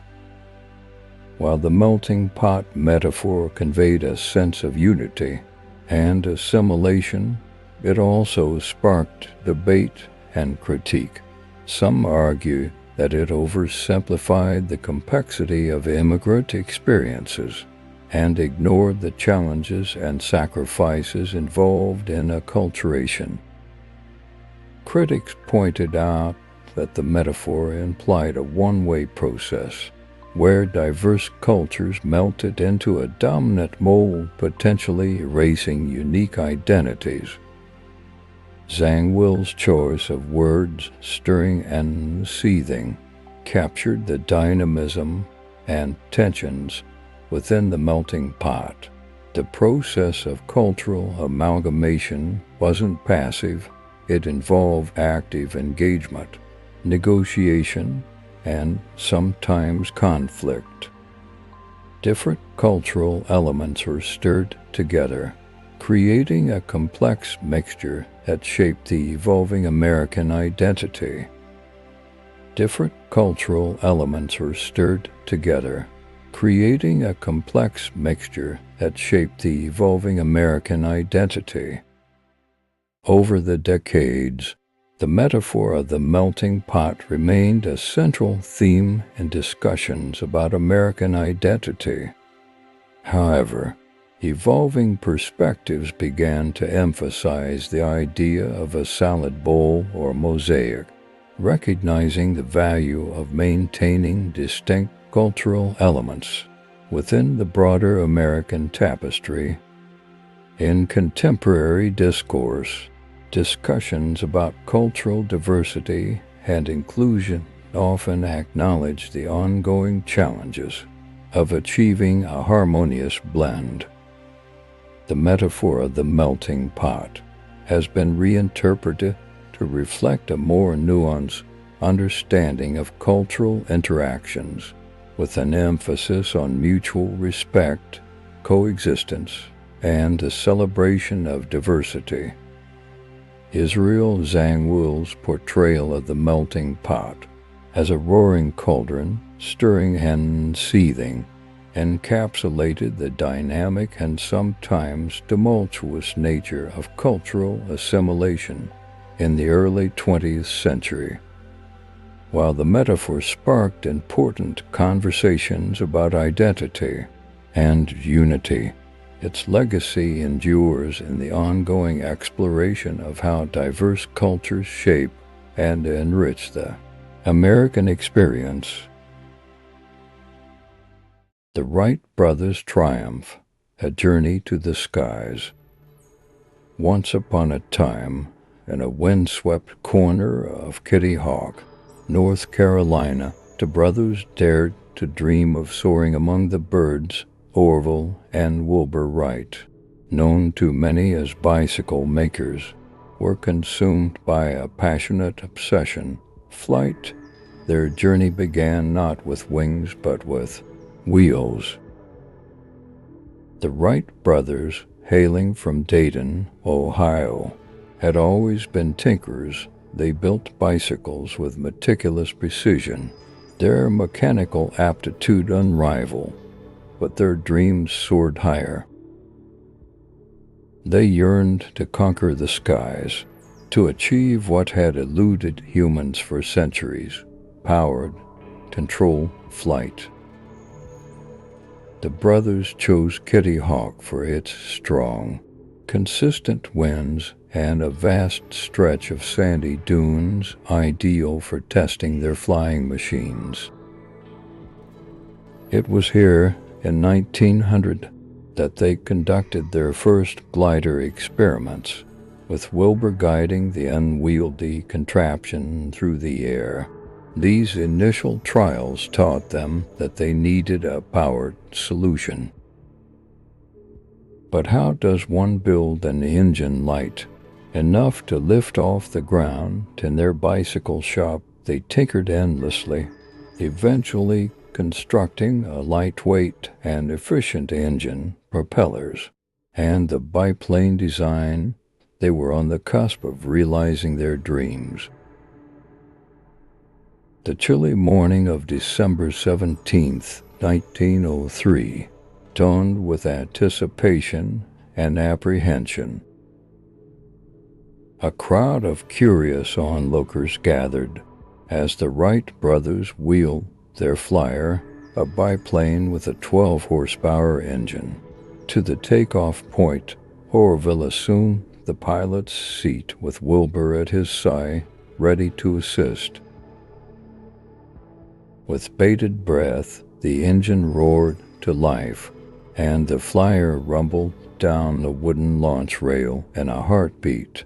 It was airborne, and Orville had become the first human to pilot a powered, controlled, heavier-than-air flight. He remained in the air for a mere 12 seconds, covering a distance of 120 feet. The flyer touched down, and history was made. With the taste of success, the Wright brothers were unstoppable. They made several more flights that momentous day, each one longer and more control than the last. Wilbur and Orville took turns at the controls, flying multiple times. The longest flight of the day covered 850 feet in 59 seconds. News of their achievement spread like wildfire. The world was introduced to the age of aviation. The Wright brothers' meticulous research, innovative design, and fearless determination had paid off in grand fashion. The Wright brothers' first powered flight at Kitty Hawk in 1903 marked a turning point in history. Their invention opened the door to the skies, shaping the world of transportation and communication. Over the years, their pioneering efforts laid the foundation for modern aviation, leading to advancements that would take humanity to the moon and beyond. The brothers' flyer, once a wooden and canvas marvel, now rests in the Smithsonian National Air and Space Museum, a symbol of the indomitable human spirit and the limitless bounds of human invention. And so the tale of Orville and Wilbur Wright, the bicycle makers from Dayton, Ohio, became a testament to human ingenuity and determination. Their legacy is a reminder that with a dream, dedication, and a relentless pursuit of the impossible, we can touch the skies and achieve greatness. This story narrates the incredible journey of the Wright brothers, from their humble beginnings as bicycle makers to their historic achievement in Kitty Hawk, North Carolina. It celebrates their spirit of innovation and their unyielding determination to conquer the skies, leaving a lasting legacy in the annals of human history.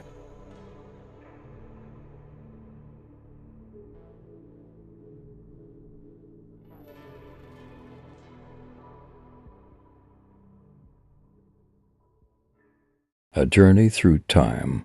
The spectacular St. Louis World's Fair. In the year 1904, the world was abuzz with anticipation. The city of St. Louis, Missouri, was preparing to host one of the most spectacular events in history, the St. Louis World's Fair, officially known as the Louisiana Purchase Exposition. It was an event that would captivate the hearts and minds of people from all corners of the globe and leave an indelible mark on the pages of history. The idea for the fair was born out of the desire to commemorate the centennial of the Louisiana Purchase, a momentous transaction in which the United States acquired a vast territory from France, doubling the size of the young nation. It was decided that the best way to celebrate this historic acquisition was to organize a World's Fair of unparalleled grandeur. Preparations for the fair began years in advance, and the city of St. Louis underwent a dramatic transformation. A grandiose forested park was constructed to serve as the fair's backdrop, and within this park, an entire city of magnificent structures emerged. These buildings, adorned with exquisite architecture, were designed to represent the rich diversity of cultures and achievements from around the world. The fair's official opening day, April 30th, 1904, was a momentous occasion.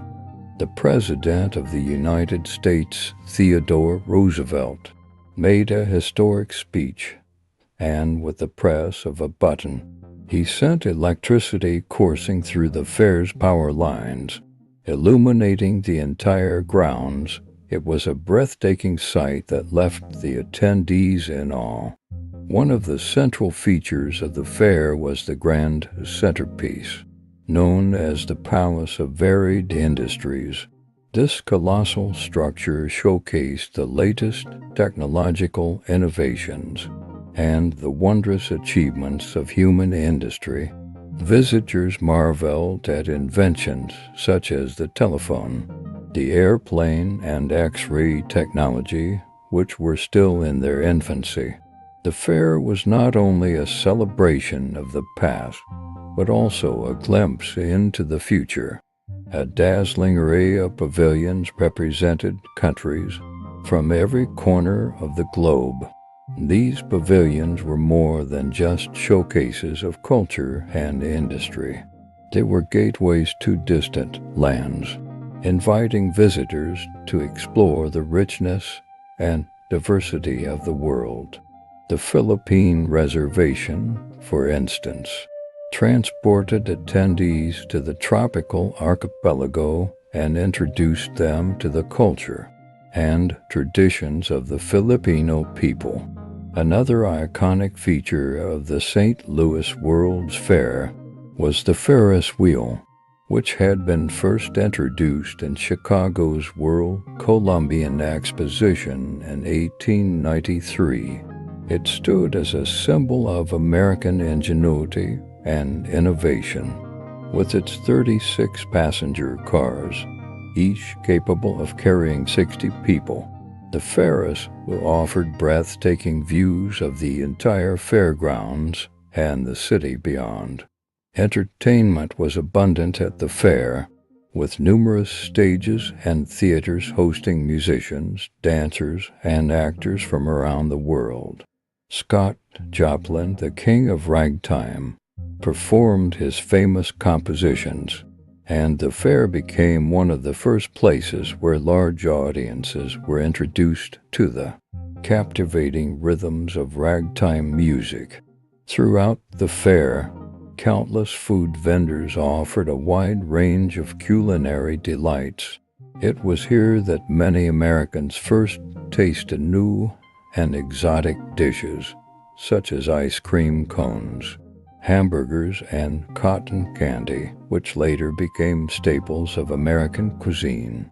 The St. Louis World's Fair was not just about showcasing technological advancements and international cultures.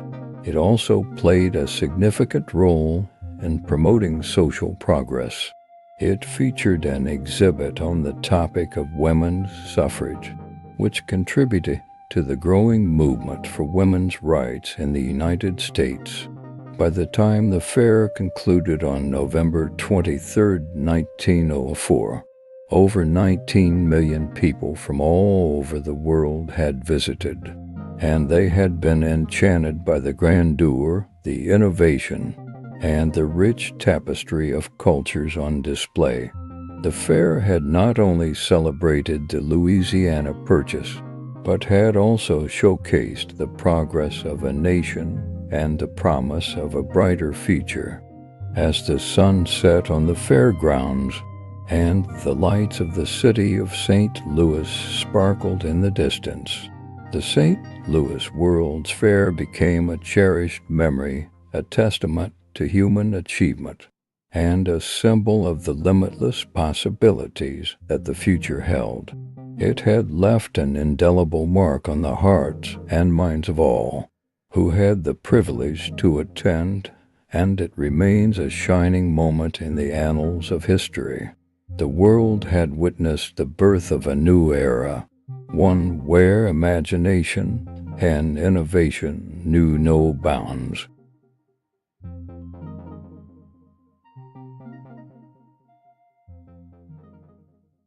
The birth of modern physics. Einstein's innumerable papers.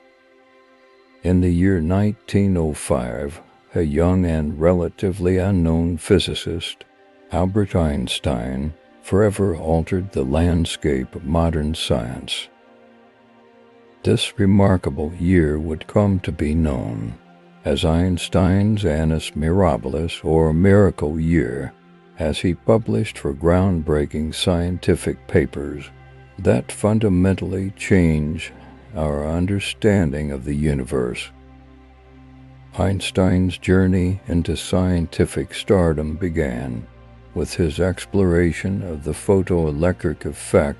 In his first paper, he proposed a revolutionary idea that light could be quantized into discrete packets of energy, which he called quanta or photons.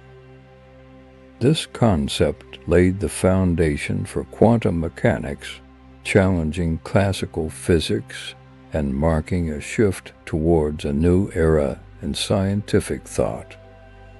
In a second paper, Einstein provided compelling evidence for the existence of atoms and molecules by explaining the erratic motion of tiny particles suspended in a fluid known as Brownian motion. This paper confirmed the atomic theory and served as undeniable proof of the existence of atoms, a concept that was still debated at the time. Einstein's third paper presented the theory of special relativity, perhaps his most famous and revolutionary work. In it, he introduced the famous equation, E equals mc squared, demonstrating the equivalence of mass and energy. This theory appended to classical Newtonian physics and introduced the idea that time and space are not absolute but relative to the observer's motion. The implications of this theory revolutionized the understanding of the cosmos, paving the way for new concepts of space, time, and the nature of the universe itself. The fourth and final paper of Einstein's Annus Mirabilis explored the concept of mass-energy equivalence. Here, he introduced the notion that mass and energy are interchangeable, proposing that a small amount of mass could release a vast amount of energy, which would later become the cornerstone of nuclear physics. These four papers collectively transformed the world of physics. Einstein had not only provided revolutionary insights, but he had also disrupted established scientific doctrines, setting the stage for a more profound understanding of the universe. Einstein's Annus Mirabilis papers not only earned him fame and recognition, but also fundamentally shifted the scientific paradigms of the 20th century. They became the stepping stones for further developments in theoretical physics, including the general theory of relativity, which he would introduce later. This intellectual journey through Einstein's Annus Mirabilis serves as a testament to the power of human curiosity and the unending quest for knowledge that defines the very essence of scientific exploration. Welcome to Historical Bedtime Stories, your portal to a world of captivating narratives that transport you through time and inspire your imagination. We are dedicated to curating and narrating historical tales that are perfect for bedtime listeners seeking a peaceful and educational journey into the past. Our channel is not only a treasure trove of stories, but also a valuable resource for English learners as we weave rich vocabulary, expressive dialogues, and eloquent narration into our narratives.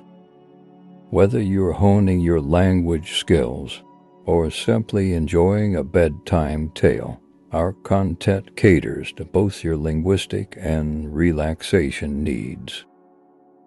For the history enthusiasts among us, historical bedtime stories offers a window into the events and figures that shaped our world. We delve into the annals of history to uncover remarkable stories of perseverance, innovation, and the indomitable human spirit. So join us on this enchanting journey, where every video is a blend of relaxation and education. Subscribe to Historical Bedtime Stories today, and let us guide you through the past, one fascinating story at a time.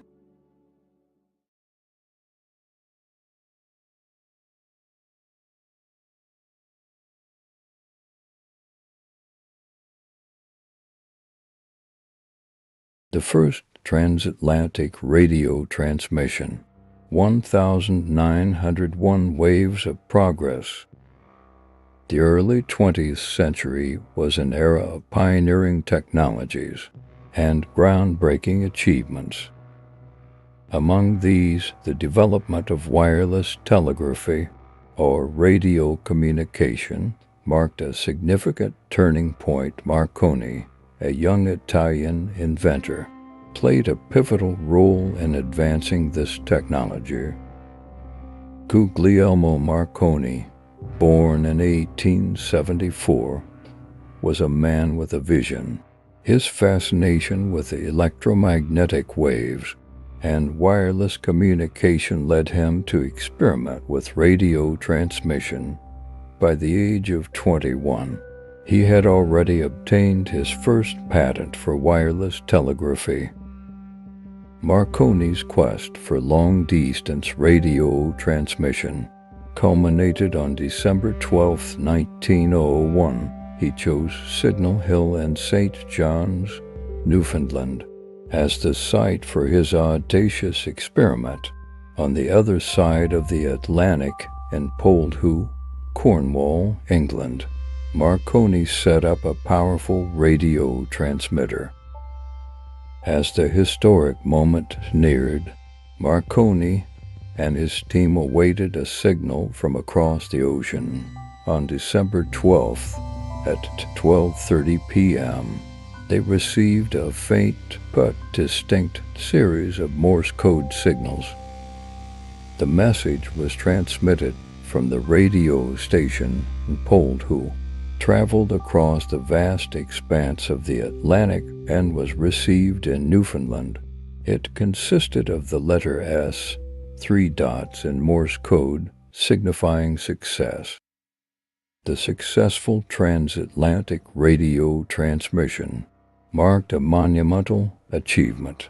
It proved that wireless telegraphy had the potential to revolutionize global communication.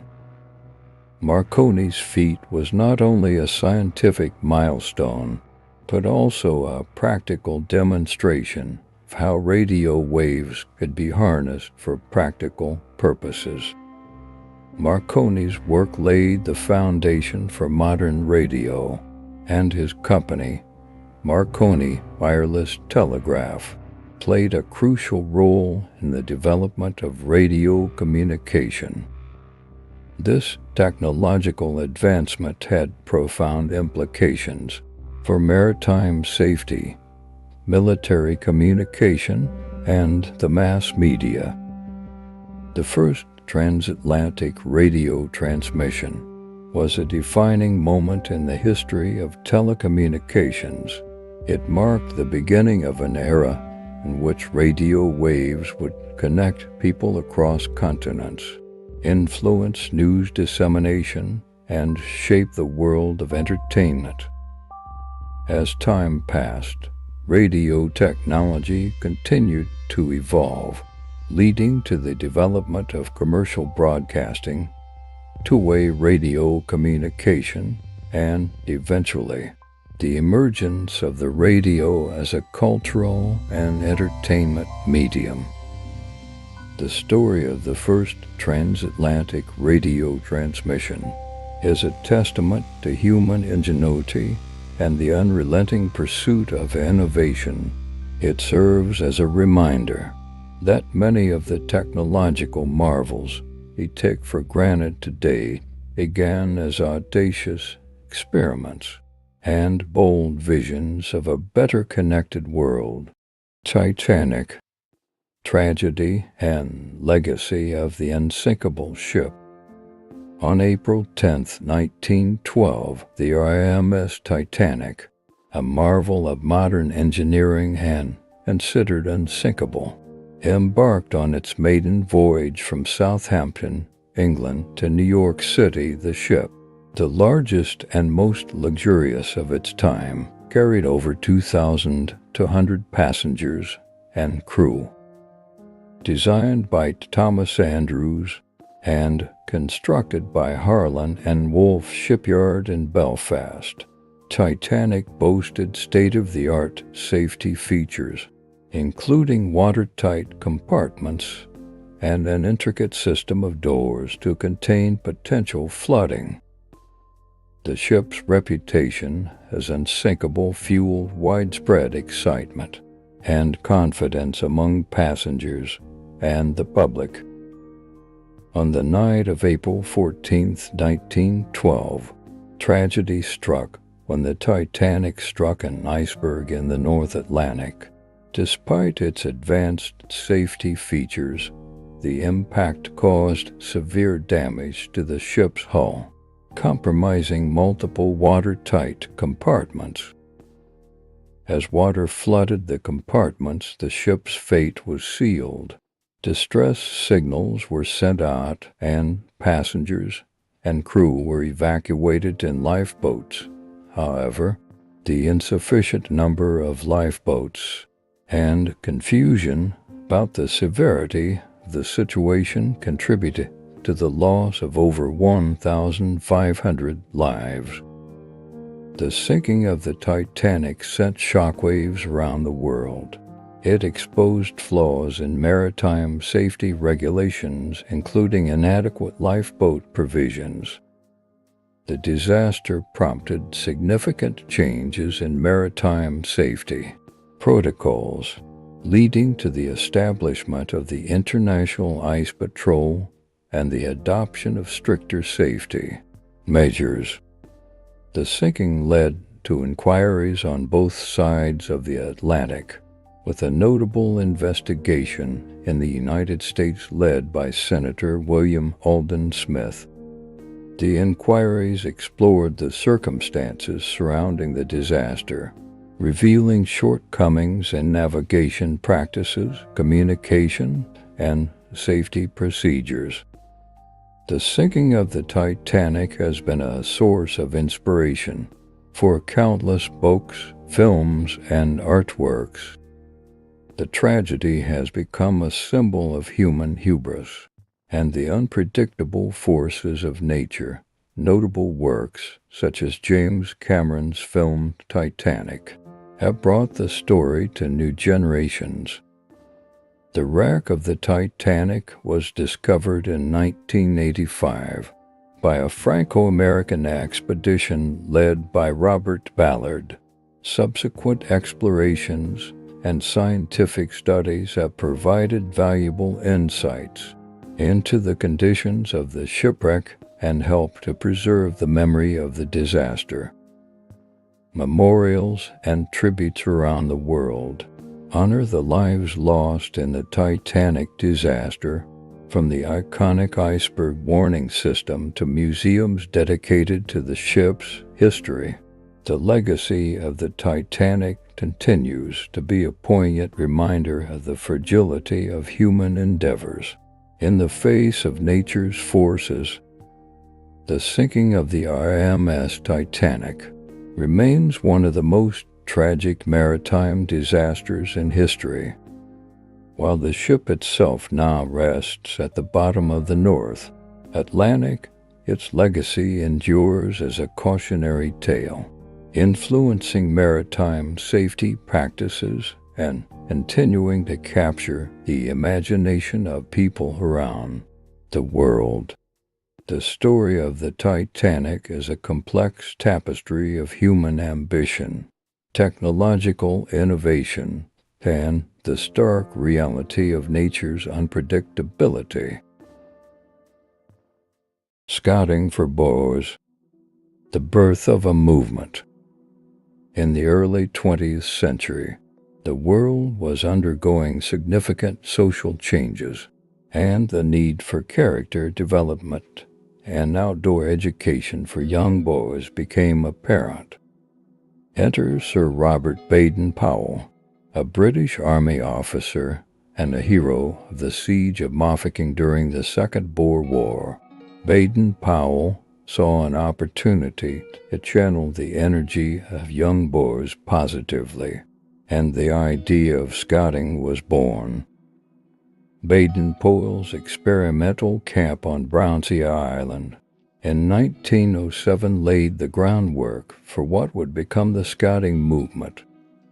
The success of the camp, where boys learned skills such as tracking, camping, and teamwork, prompted Baden-Powell to formalize his ideas into a book that could be used as a guide for young boys interested in scouting. In 1908, Baden-Powell published Scouting for Boys, a manual that aimed to instruct boys in outdoor skills, self-reliance, and good citizenship. The book was a compilation of Baden-Powell's experiences, his observations during the Brownsea Island camp, and his vision for the scouting movement.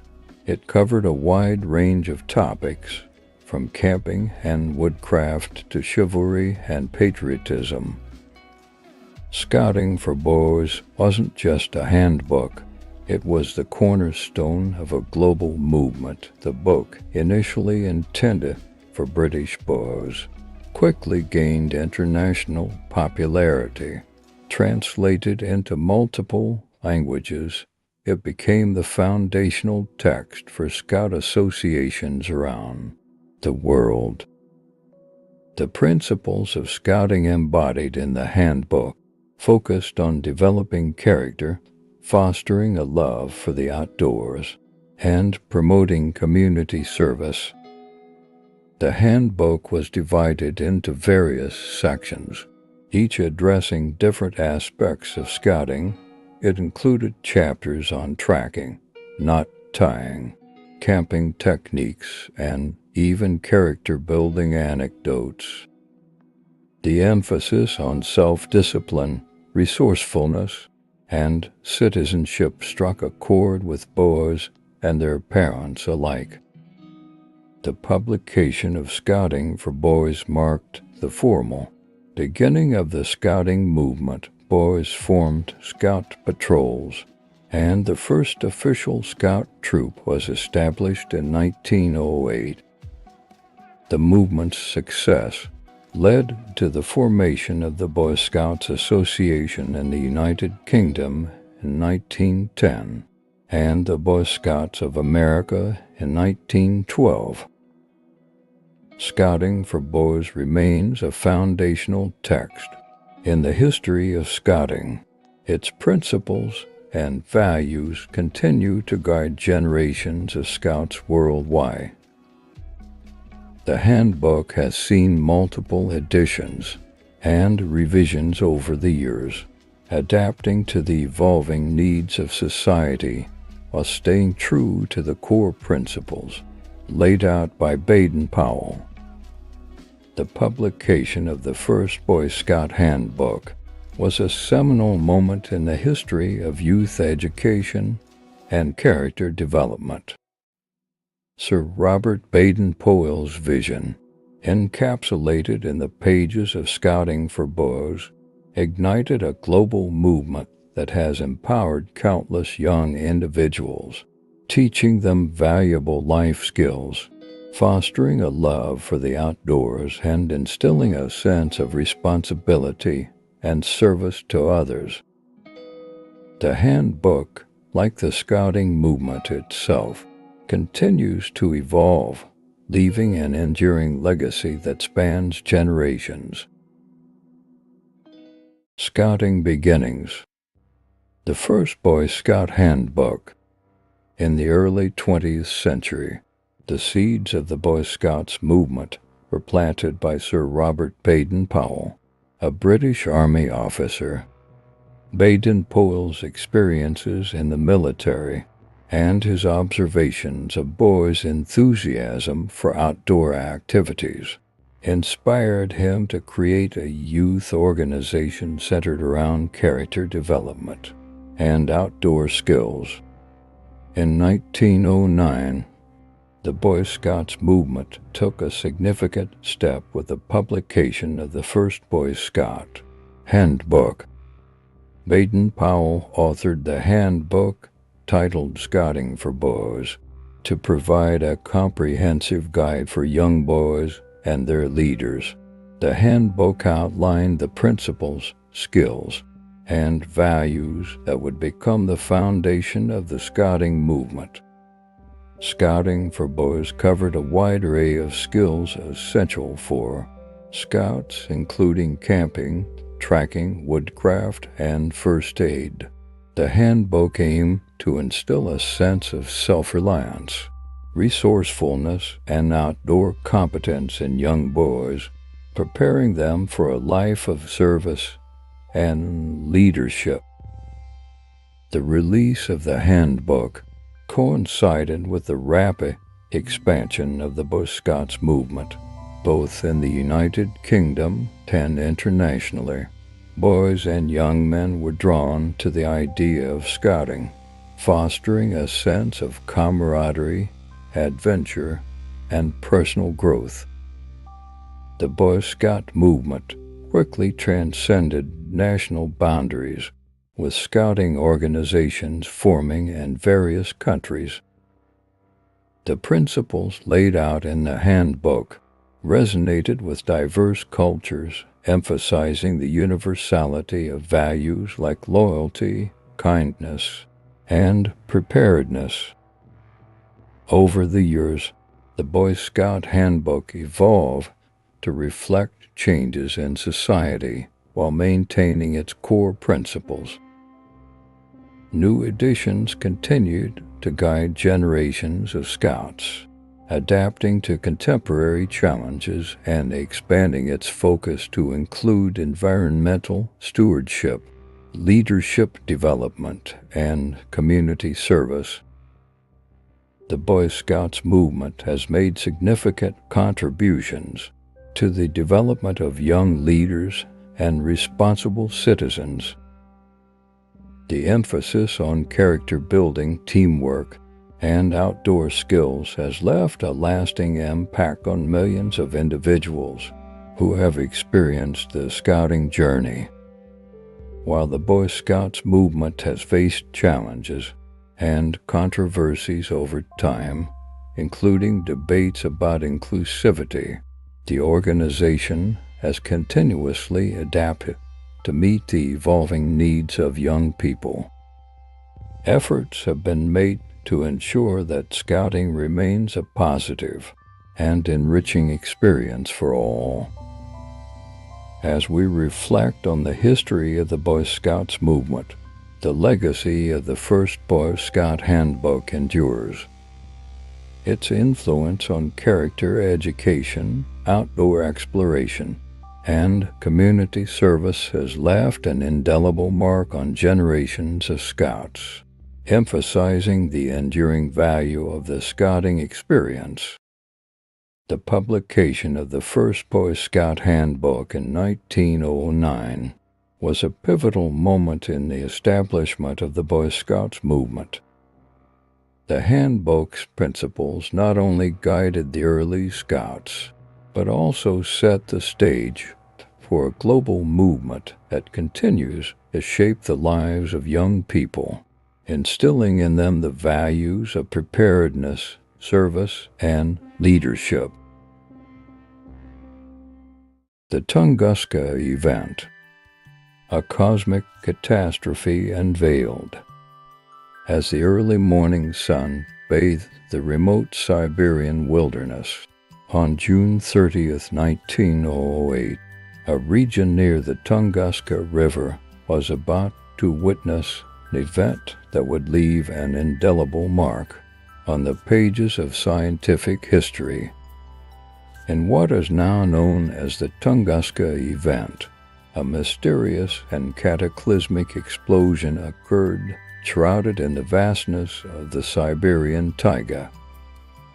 Eyewitnesses, mainly from the Evenki indigenous group, reported seeing a brilliant flash of light in the sky, followed by a shock wave that knocked people off their feet and flattened trees for miles around.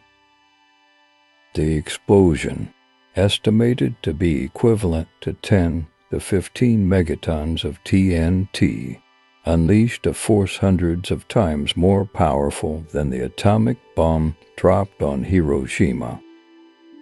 The sheer remoteness of the Tunguska region meant that years passed before any scientific investigation could take place. In 1927, the Soviet scientific community organized an expedition led by Leonid Kulik to explore the site. What they discovered was a vast area of scorched trees radiating out from a central point, reminiscent of a radial pattern seen in nuclear explosions. The Tunguska event sparked intense scientific curiosity, leading to various theories about its cause. The prevailing hypothesis is that a celestial body, possibly a comet or a small asteroid, entered Earth's atmosphere and disintegrated before reaching the ground. The energy released in the explosion caused the devastation observed in the taiga. One of the puzzling aspects of the Tunguska event is the absence of a discernible impact crater, while traditional meteorite impacts leave craters. The lack of one at Tunguska fueled speculation about the nature of the object. It is believed that the celestial body disintegrated in the atmosphere, preventing a direct impact on the Earth's surface.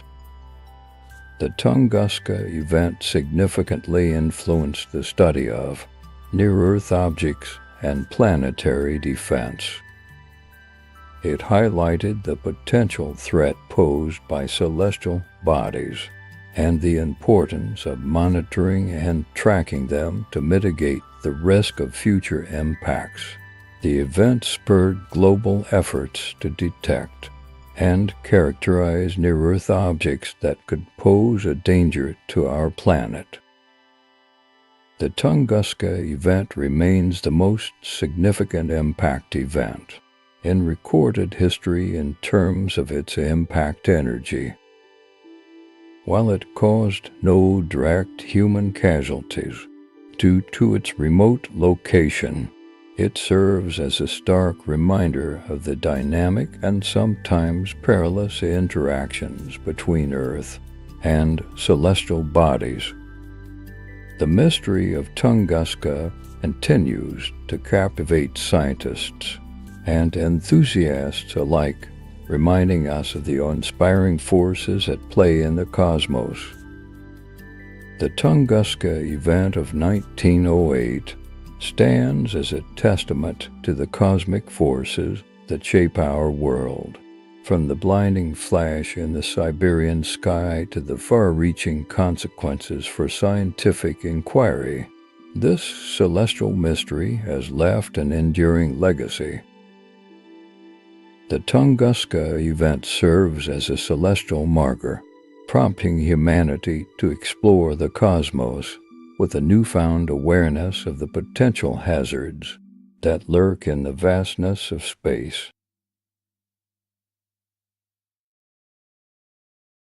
In the early 1900s, during a time when the world stood at the brink of a new era, an extraordinary woman named Annie Edson Taylor etched her name in the annals of history through her remarkable courage, unwavering determination, and an audacious stunt that would leave an indelible mark on the world. Annie's life was a testament to the remarkable feats that ordinary individuals can achieve when faced with adversity. Born in 1838, Annie Edson Taylor's life was marked by a series of ups and downs. In her younger years, she pursued a career in teaching and enjoyed a relatively quiet life. She married her husband, David Taylor, and together they had a son, Clarence. However, as life would have it, her marital bliss was short-lived. Tragedy struck when her husband passed away suddenly, leaving her a widow and a single mother. With her husband's passing came a financial crisis that loomed over her life. She found herself struggling to make ends meet, facing the dawning prospect of providing for her son and securing a stable future. It was a circumstance that would have broken the spirits of many, but Annie was made of different metal. As she scoured the newspapers in search of a solution to her financial woes, she stumbled upon an article that would change her life forever. The piece spoke of daredevils and adventurers who sought to conquer the mighty Niagara Falls, a natural wonder known for its raw power and majestic beauty. The mere thought of such an audacious feat captured Annie's imagination. The Niagara Falls had always held a mystical allure. It was a place where nature's fury was on full display, and where the dreams of those who dared to challenge its might sometimes turned into nightmares. For many, the falls were a source of inspiration, but they also served as a stark reminder of the perilous consequences that could befall those who ventured too close. The tales of daredevils who had made their attempts to navigate the falls were both thrilling and terrifying. Some had emerged victorious, while others met a tragic end. Annie Edson Taylor was not oblivious to the risks and dangers that lay ahead, but she saw an opportunity amid the adrenaline-fueled spectacles that drew crowds and media attention. Her solution was audacious and unprecedented. She resolved to become the first person to survive a trip over Niagara Falls in a barrel. The year was 1901, and Annie, at the age of 63, stood on the precipice of a decision that would alter the course of her life. Her barrel, a unique design of her own creation, was snug-fitting and robust. She enlisted the help of a small crew who would assist her in navigating the tumultuous waters leading to the falls.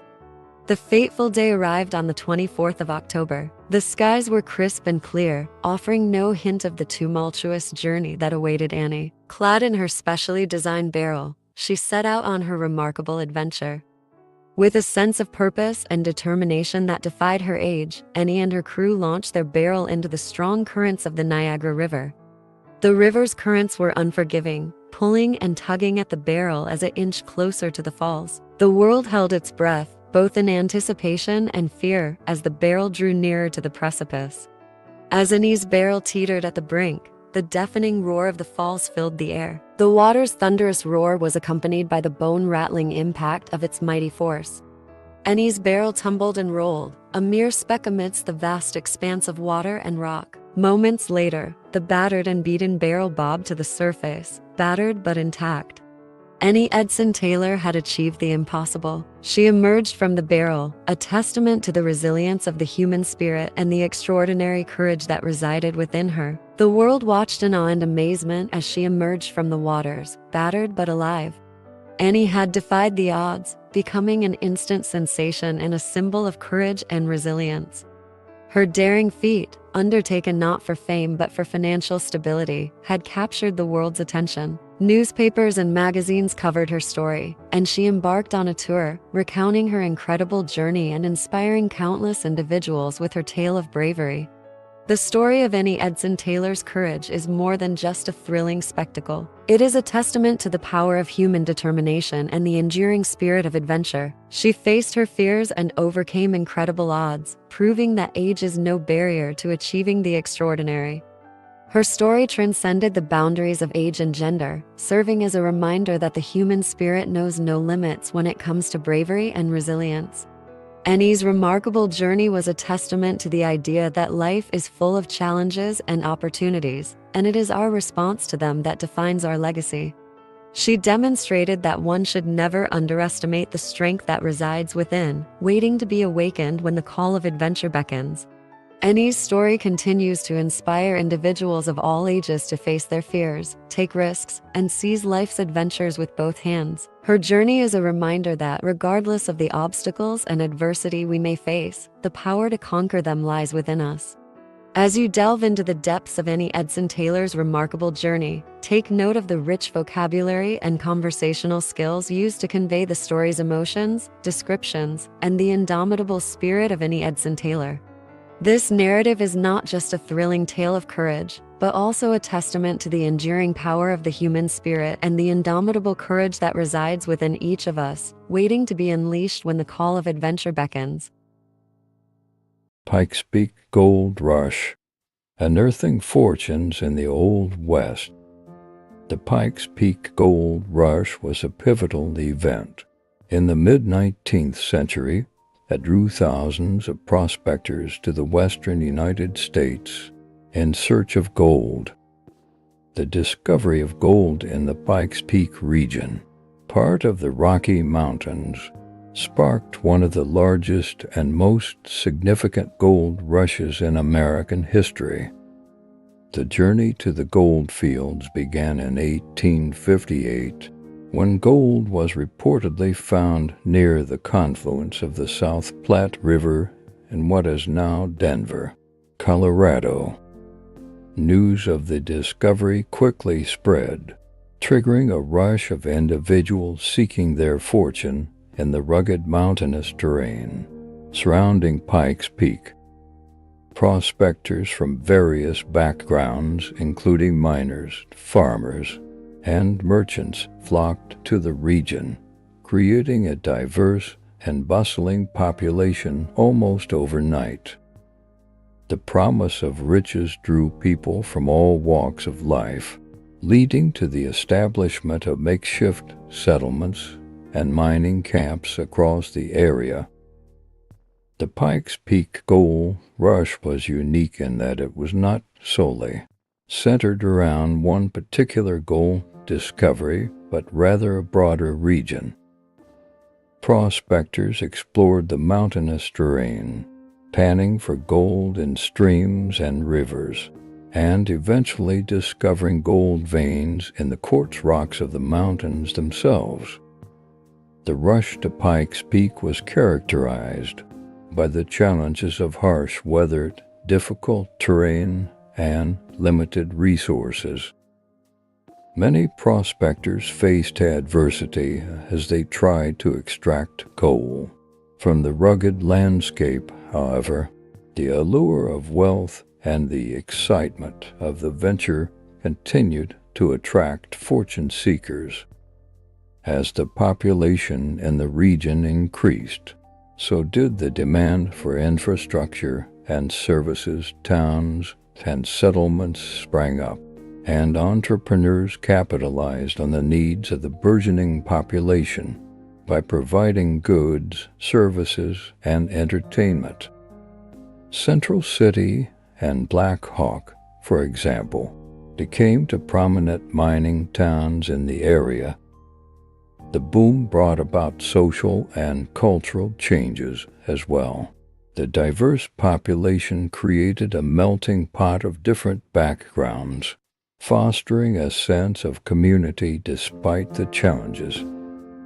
The region witnessed the clash of various cultures as Native American communities were impacted and tensions rose over competing claims to the land.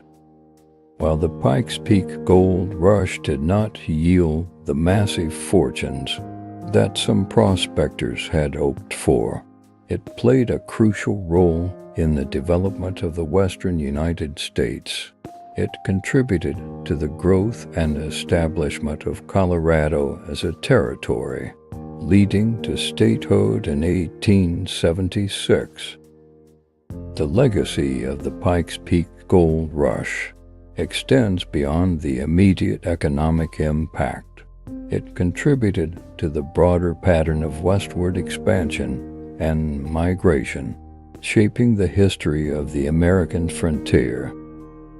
The experience of prospectors and settlers in the Pikes Peak region remains a compelling chapter in the story of America's quest for wealth and opportunity. During the 19th century, the Trans-Pacific Cable 1902's technological triumph. In 1902, the world was on the brink of a groundbreaking technological achievement that would forever alter the way information was transmitted across the globe. It was a time when the world was shrinking, and communication between continents was about to take a giant leap forward. In the heart of San Francisco, a bustling city on the western edge of the United States, a team of dedicated engineers, scientists, and visionaries worked tirelessly to bring about this momentous change. Their mission: to lay the first trans-Pacific cable, connecting the United States with the distant shores of Asia. The idea of a trans-Pacific cable had been a dream for years, but the technological challenges were immense. The vast Pacific Ocean presented formidable obstacles. With its depths and distances seemingly insurmountable, the engineers faced countless setbacks, from grappling with the ocean's abyssal trenches to the sheer logistics of the project. However, an extraordinary group of individuals, led by the brilliant telegraph engineer John Morrison, refused to be daunted by the challenges. They persevered through adversity, working day and night to design a cable that could withstand the ocean's depths and still transmit messages with remarkable speed and clarity. The team also faced financial challenges, as funding such an ambitious project was no small feat. But with the support of investors who recognized the immense potential of global communication, they raised the necessary capital to make the dream a reality. In 1902, after years of meticulous planning and arduous work, the moment of truth arrived. The engineers and their team set sail from San Francisco aboard a specially outfitted ship, carrying with them the precious cable. They navigated treacherous waters, braving storms and hazards, to reach their destination on the coast of Asia. As the cable-laying operation began, the world held its collective breath. The process was slow and painstaking, with the cable being lowered into the ocean with great care. It was a true test of engineering prowess, with constant communication between the ship and their base in San Francisco. Finally, after weeks of hard work, the cable was successfully laid across the ocean floor, connecting to continents for the first time. The moment the engineers received the first telegraphed message from Asia and San Francisco, a wave of jubilation and astonishment washed over them. The world was now a smaller place, and the possibilities seemed endless. The first Trans-Pacific cable marked a turning point in history. It brought continents together in ways never before imagined, fostering global communication and collaboration. The world was on the cusp of a new era of interconnectedness, all thanks to the dedication and vision of those who dared to dream big in 1902. This historic moment in 1902 demonstrated the power of human ingenuity and the relentless pursuit of progress. It's a reminder that even the most daunting challenges can be overcome when great minds come together with a shared goal. Note: this story is a fictionalized retelling, of the early days of trans-Pacific cable laying based on historical events and technological advancements.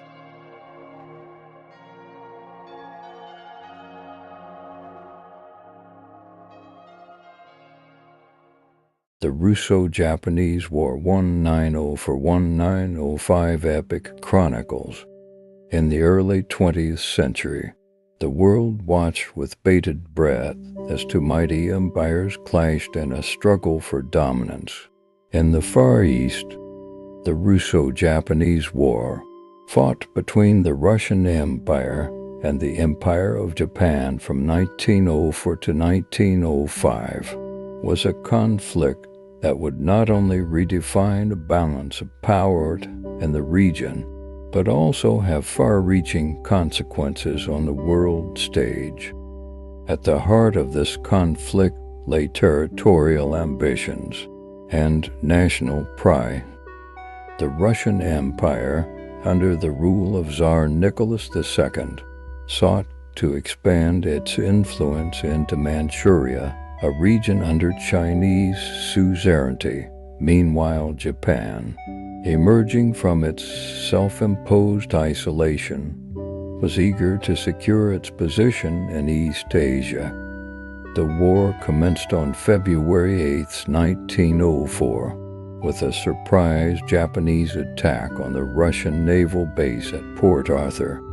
The battle was fierce and protracted, with both sides enduring heavy casualties. Japan's superior naval tactics ultimately led to its victory, and Port Arthur fell under Japanese control. On the ground, the conflict was equally brutal. Japanese and Russian forces clashed in Manchuria and the Korean Peninsula. The Battle of Mukden in 1905, one of the largest land battles in history, witnessed hundreds of thousands of soldiers engaged in a struggle for supremacy. The Japanese, displaying remarkable military prowess, emerged victorious. As the war raged on, the international community watched closely. Attempts at mediation were made, and in 1905, President Theodore Roosevelt of the United States facilitated negotiations in Portsmouth, New Hampshire. The resulting Treaty of Portsmouth marked the end of the conflict and awarded Japan territorial gains, including control of Korea and parts of Manchuria. The Russo-Japanese War had profound implications. It shattered the myth of European invincibility and demonstrated the military capabilities of an Asian power. Japan's victory earned it global respect and paved the way for its emergence as a major player on the world stage. For Russia, the defeat exposed the weaknesses of its government and military, contributing to the discontent that would later lead to the Russian Revolution in 1917.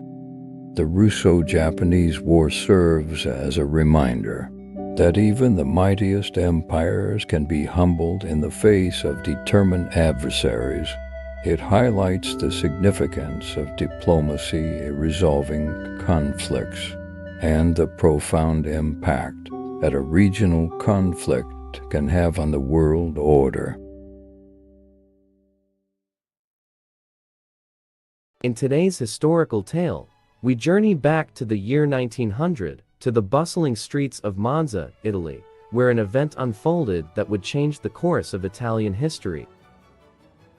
This is the story of the assassination of King Umberto I, a tale filled with intrigue, tragedy, and even a touch of the bizarre. To understand the events of that fateful day, we must first delve into the historical context. King Umberto I of Italy, born in 1844, ascended to the throne in 1878. Italy was a young nation, newly unified, and Umberto I faced the challenges of a rapidly changing world. Here's an interesting fact. Umberto I earned the nickname the Good for his dedication to his royal duties and his desire to improve the lives of his subjects. However, the late 19th century was a turbulent time in Italy, marked by social unrest, political turmoil, and economic struggles. Now, let's delve into the emotional aspects of our story. King Umberto I was known for his strong sense of duty to his nation, but he also faced personal tragedies, including the loss of his only son, Victor Emmanuel, in 1879. This loss weighed heavily on him. Fast forward to July 29, 1900. King Umberto I attended a dinner at a restaurant in Monza. Unbeknownst to him, an anarchist named Gaetano Bresci had hatched a plan to assassinate the king. Bresci's motivations were rooted in his opposition to the monarchy and the suffering of the Italian people. Here's where the story takes a rather bizarre turn. Bresci, armed with a revolver, approached King Umberto I at the restaurant. Instead of immediately firing at the king, he decided to order a coffee first. It's a strange detail in an already unusual story. Eventually, Bresci carried out his plan, firing at the king, fatally wounding him. King Umberto I died the following day, marking the tragic end of his reign. The assassination of King Umberto I had a profound impact on Italy. His death led to a period of mourning and reflection, and it spurred discussions about the monarchy's role in a changing nation. As we conclude this journey into history, it's important to reflect on the significance of the assassination of King Umberto. This event, which unfolded in the vibrant streets of Monza, Italy, in 1900, left an indelible mark on the nation and its people. King Umberto I, known as the Good, faced a challenging era as Italy grappled with political turmoil, social unrest, and economic struggles. His dedication to his duties and his desire to improve the lives of his subjects earned him respect and the affectionate nickname. However, the late 19th century was marked by tensions and ideological conflicts. It was against this backdrop that the anarchist Gaetano Bresci carried out a plan to assassinate the king, driven by opposition to the monarchy and the suffering of the Italian people. And now, a strange twist in the tale. Bresci's decision to order coffee before the assassination adds an unusual layer to this historical narrative. It's a reminder that history often weaves together the extraordinary and the everyday in unexpected ways. I hope you've found this historical tale both informative and intriguing. If you enjoyed this video and would like to see more captivating stories from the annals of history, I invite you to take action. First and foremost, please consider hitting the like button if you found this video engaging and informative. Your likes not only show your support, but also help others discover this content. By subscribing, you'll become part of our community of history enthusiasts. I value your insights and thoughts. Please share your comments and questions in the comments section below. Let's engage in a discussion about this historical event or any other topics you'd like to explore. If you believe this video can resonate with someone you know, or if you think it can help others learn more about history, please share it with them. Spreading knowledge is a noble endeavor. And finally, don't forget to click on the notification bell to receive alerts about our upcoming videos. We have more exciting historical stories in store for you. Thank you for joining us on this historical journey. Your participation and support mean the world to us. The birth of the Big Apple's subway. New York City's underground revolution. In the late 19th century, New York City was in the midst of a booming population explosion.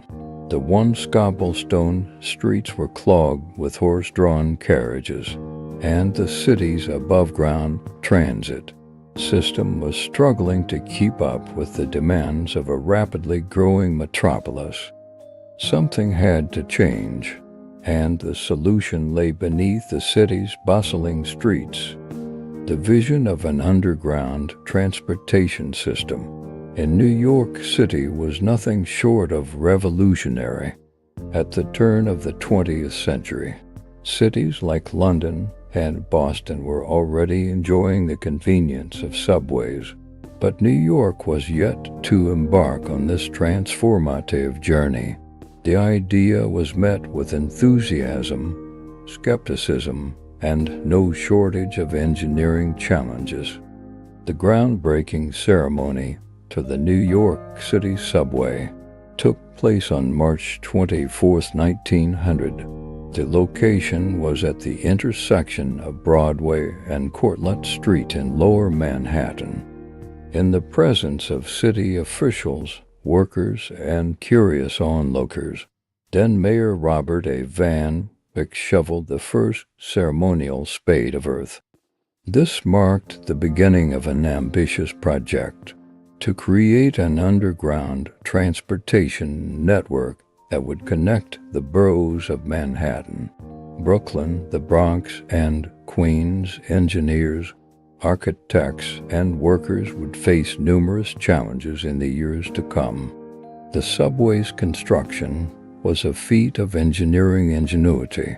Laborers had to tunnel through the city's solid rock foundation while navigating a labyrinth of existing infrastructure, including water mains, gas lines, and sewers.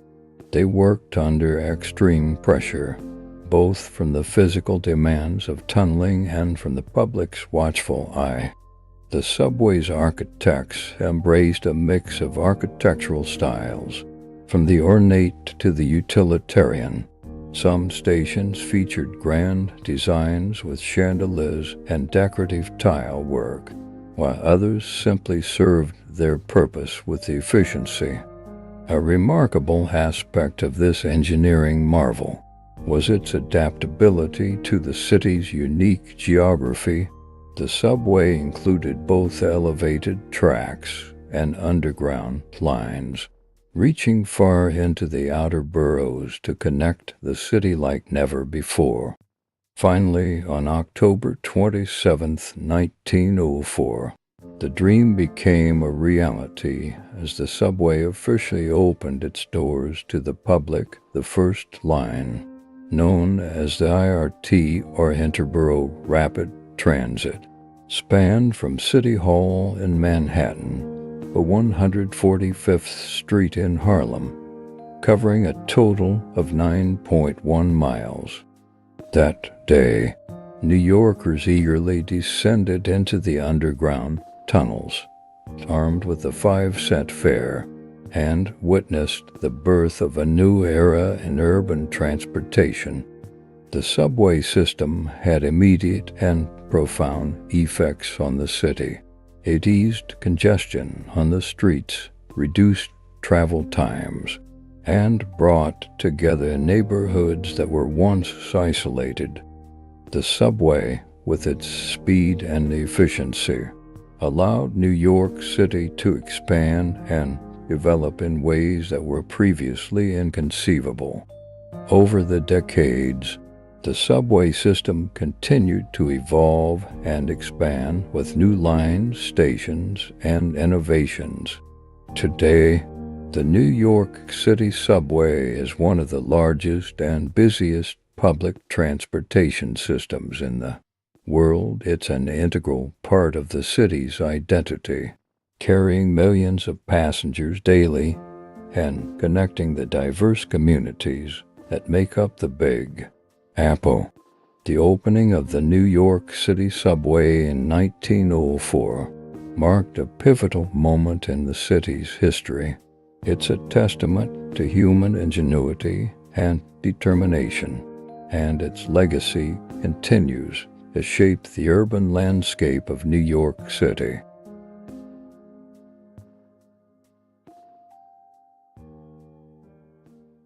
The Azusa Street Revival, a spiritual awakening that shaped a movement. In the early 20th century, on a quiet Los Angeles street called Azusa, a small, run-down building became the epicenter of a religious revival that would ripple across the world. This is the story of the Azusa Street Revival, a transformative event that redefined the landscape of Christianity and spirituality. In the year 1906, William J. Seymour, a one-eyed black preacher, arrived in Los Angeles, spreading a message of racial unity and spiritual empowerment. Seymour began holding prayer meetings at 312 Azusa Street, and within days, an outpouring of the Holy Spirit occurred. People from diverse backgrounds gathered to witness miracles, speaking in tongues, and powerful spiritual experiences. The revival's multicultural and egalitarian nature was groundbreaking, transcending racial and social boundaries. This spirit of unity and inclusivity laid the foundation for the modern Pentecostal and charismatic movements. Worshippers at Azusa Street spoke in unknown languages, experienced divine healing, and reported encounters with the living God. The story of Azusa Street is a testament to the power of faith, community, and the human longing for a deeper connection to the divine. This revival ignited a spiritual fire that still burns today, inspiring millions around the world. Join us in exploring the Azusa Street revival, its historical significance, and the lasting impact it has had on religious and cultural landscapes. Discover the individuals who played pivotal roles in this spiritual awakening and the enduring legacy of the Azusa Street revival in modern Christianity. The Azusa Street revival holds immense historical significance and has left a lasting impact on both religious and cultural landscapes. Here are some key aspects of its importance. 1. Birth of modern Pentecostalism. The Azusa Street revival is often regarded as the birthplace of modern Pentecostalism, a Christian movement characterized by the belief in spiritual gifts, including speaking in tongues, prophecy, and healing. This revival played a pivotal role in shaping the theology and practices of Pentecostal churches worldwide. 2. Breaking down racial barriers.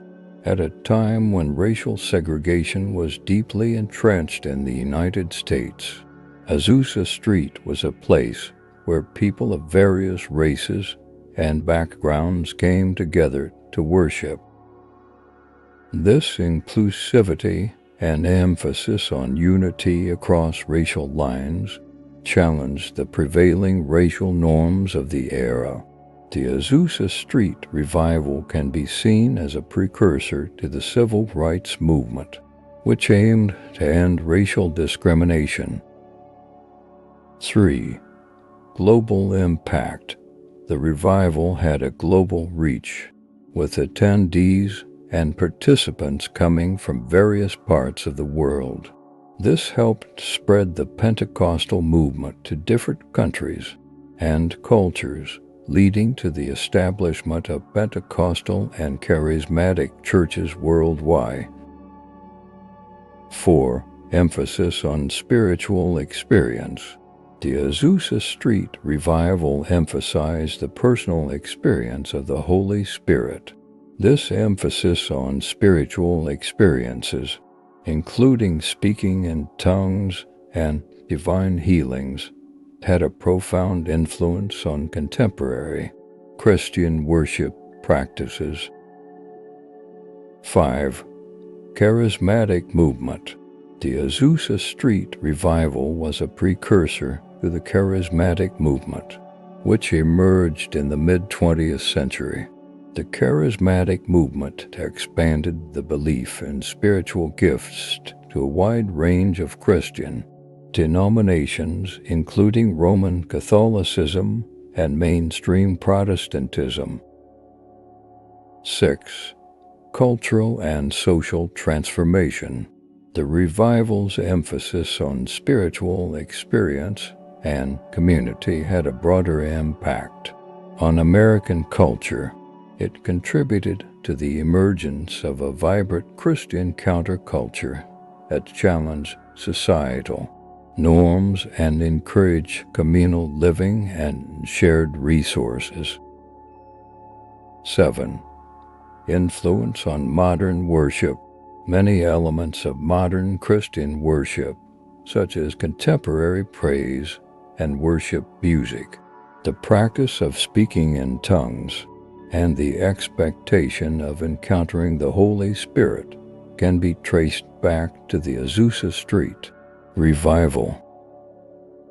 The Azusa Street revival was led by a few key individuals who played pivotal roles in this spiritual awakening. Here are some of the prominent figures associated with the revival and its enduring legacy in modern Christianity. 1. William J. Seymour. William J. Seymour is often considered the central figure of the Azusa Street revival. He was an African-American preacher and the leader of the Apostolic Faith Mission on Azusa Street in Los Angeles. Seymour's leadership and emphasis on spiritual experiences, especially speaking in tongues, were fundamental to the revival's success.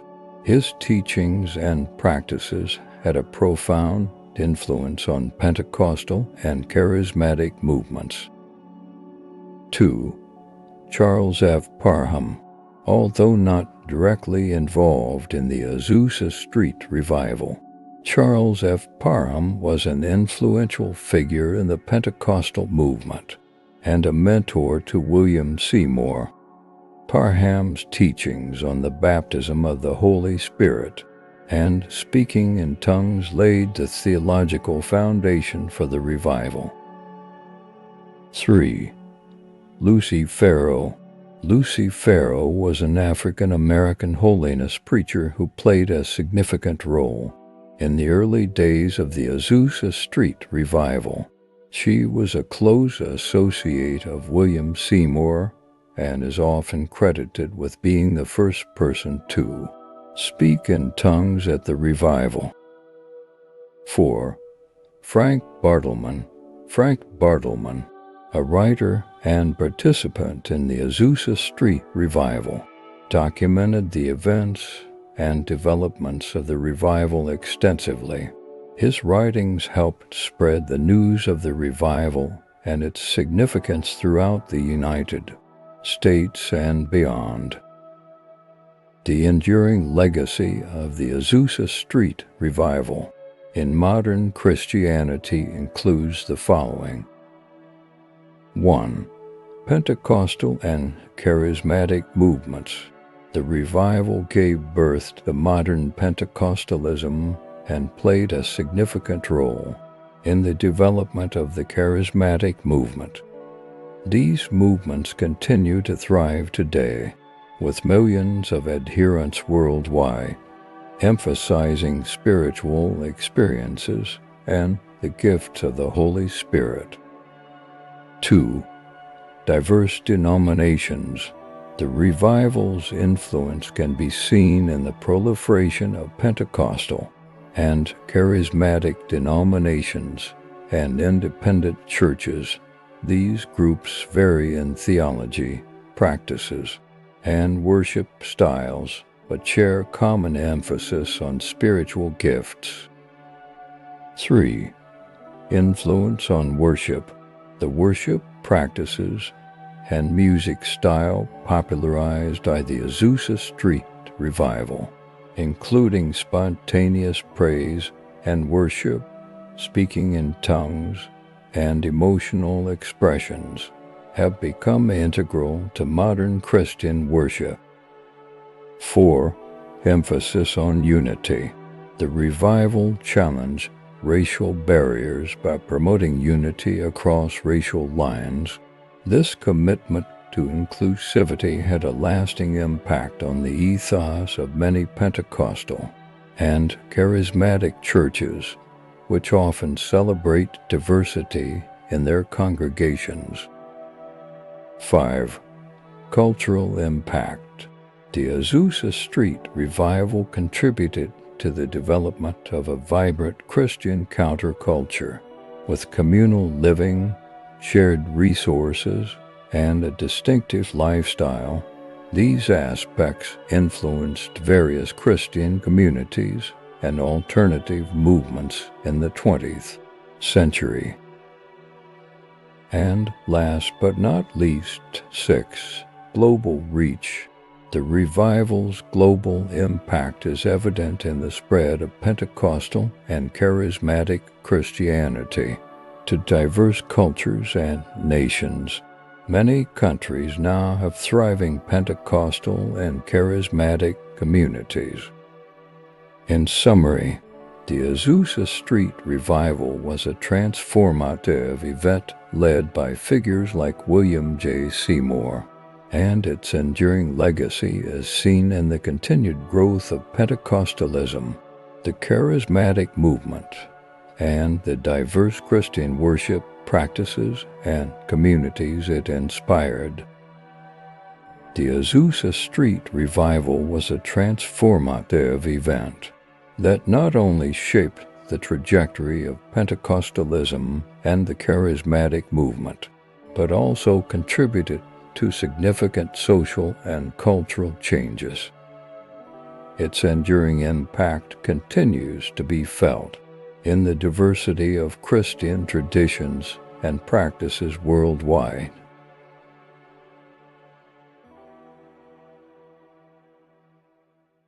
The Pure Food and Drug Act of 1906, safeguarding the nation's health. In the late 19th and early 20th centuries, the United States underwent profound changes, transitioning from an agrarian society to an industrial powerhouse. This rapid transformation brought numerous benefits, such as technological advancements and economic growth.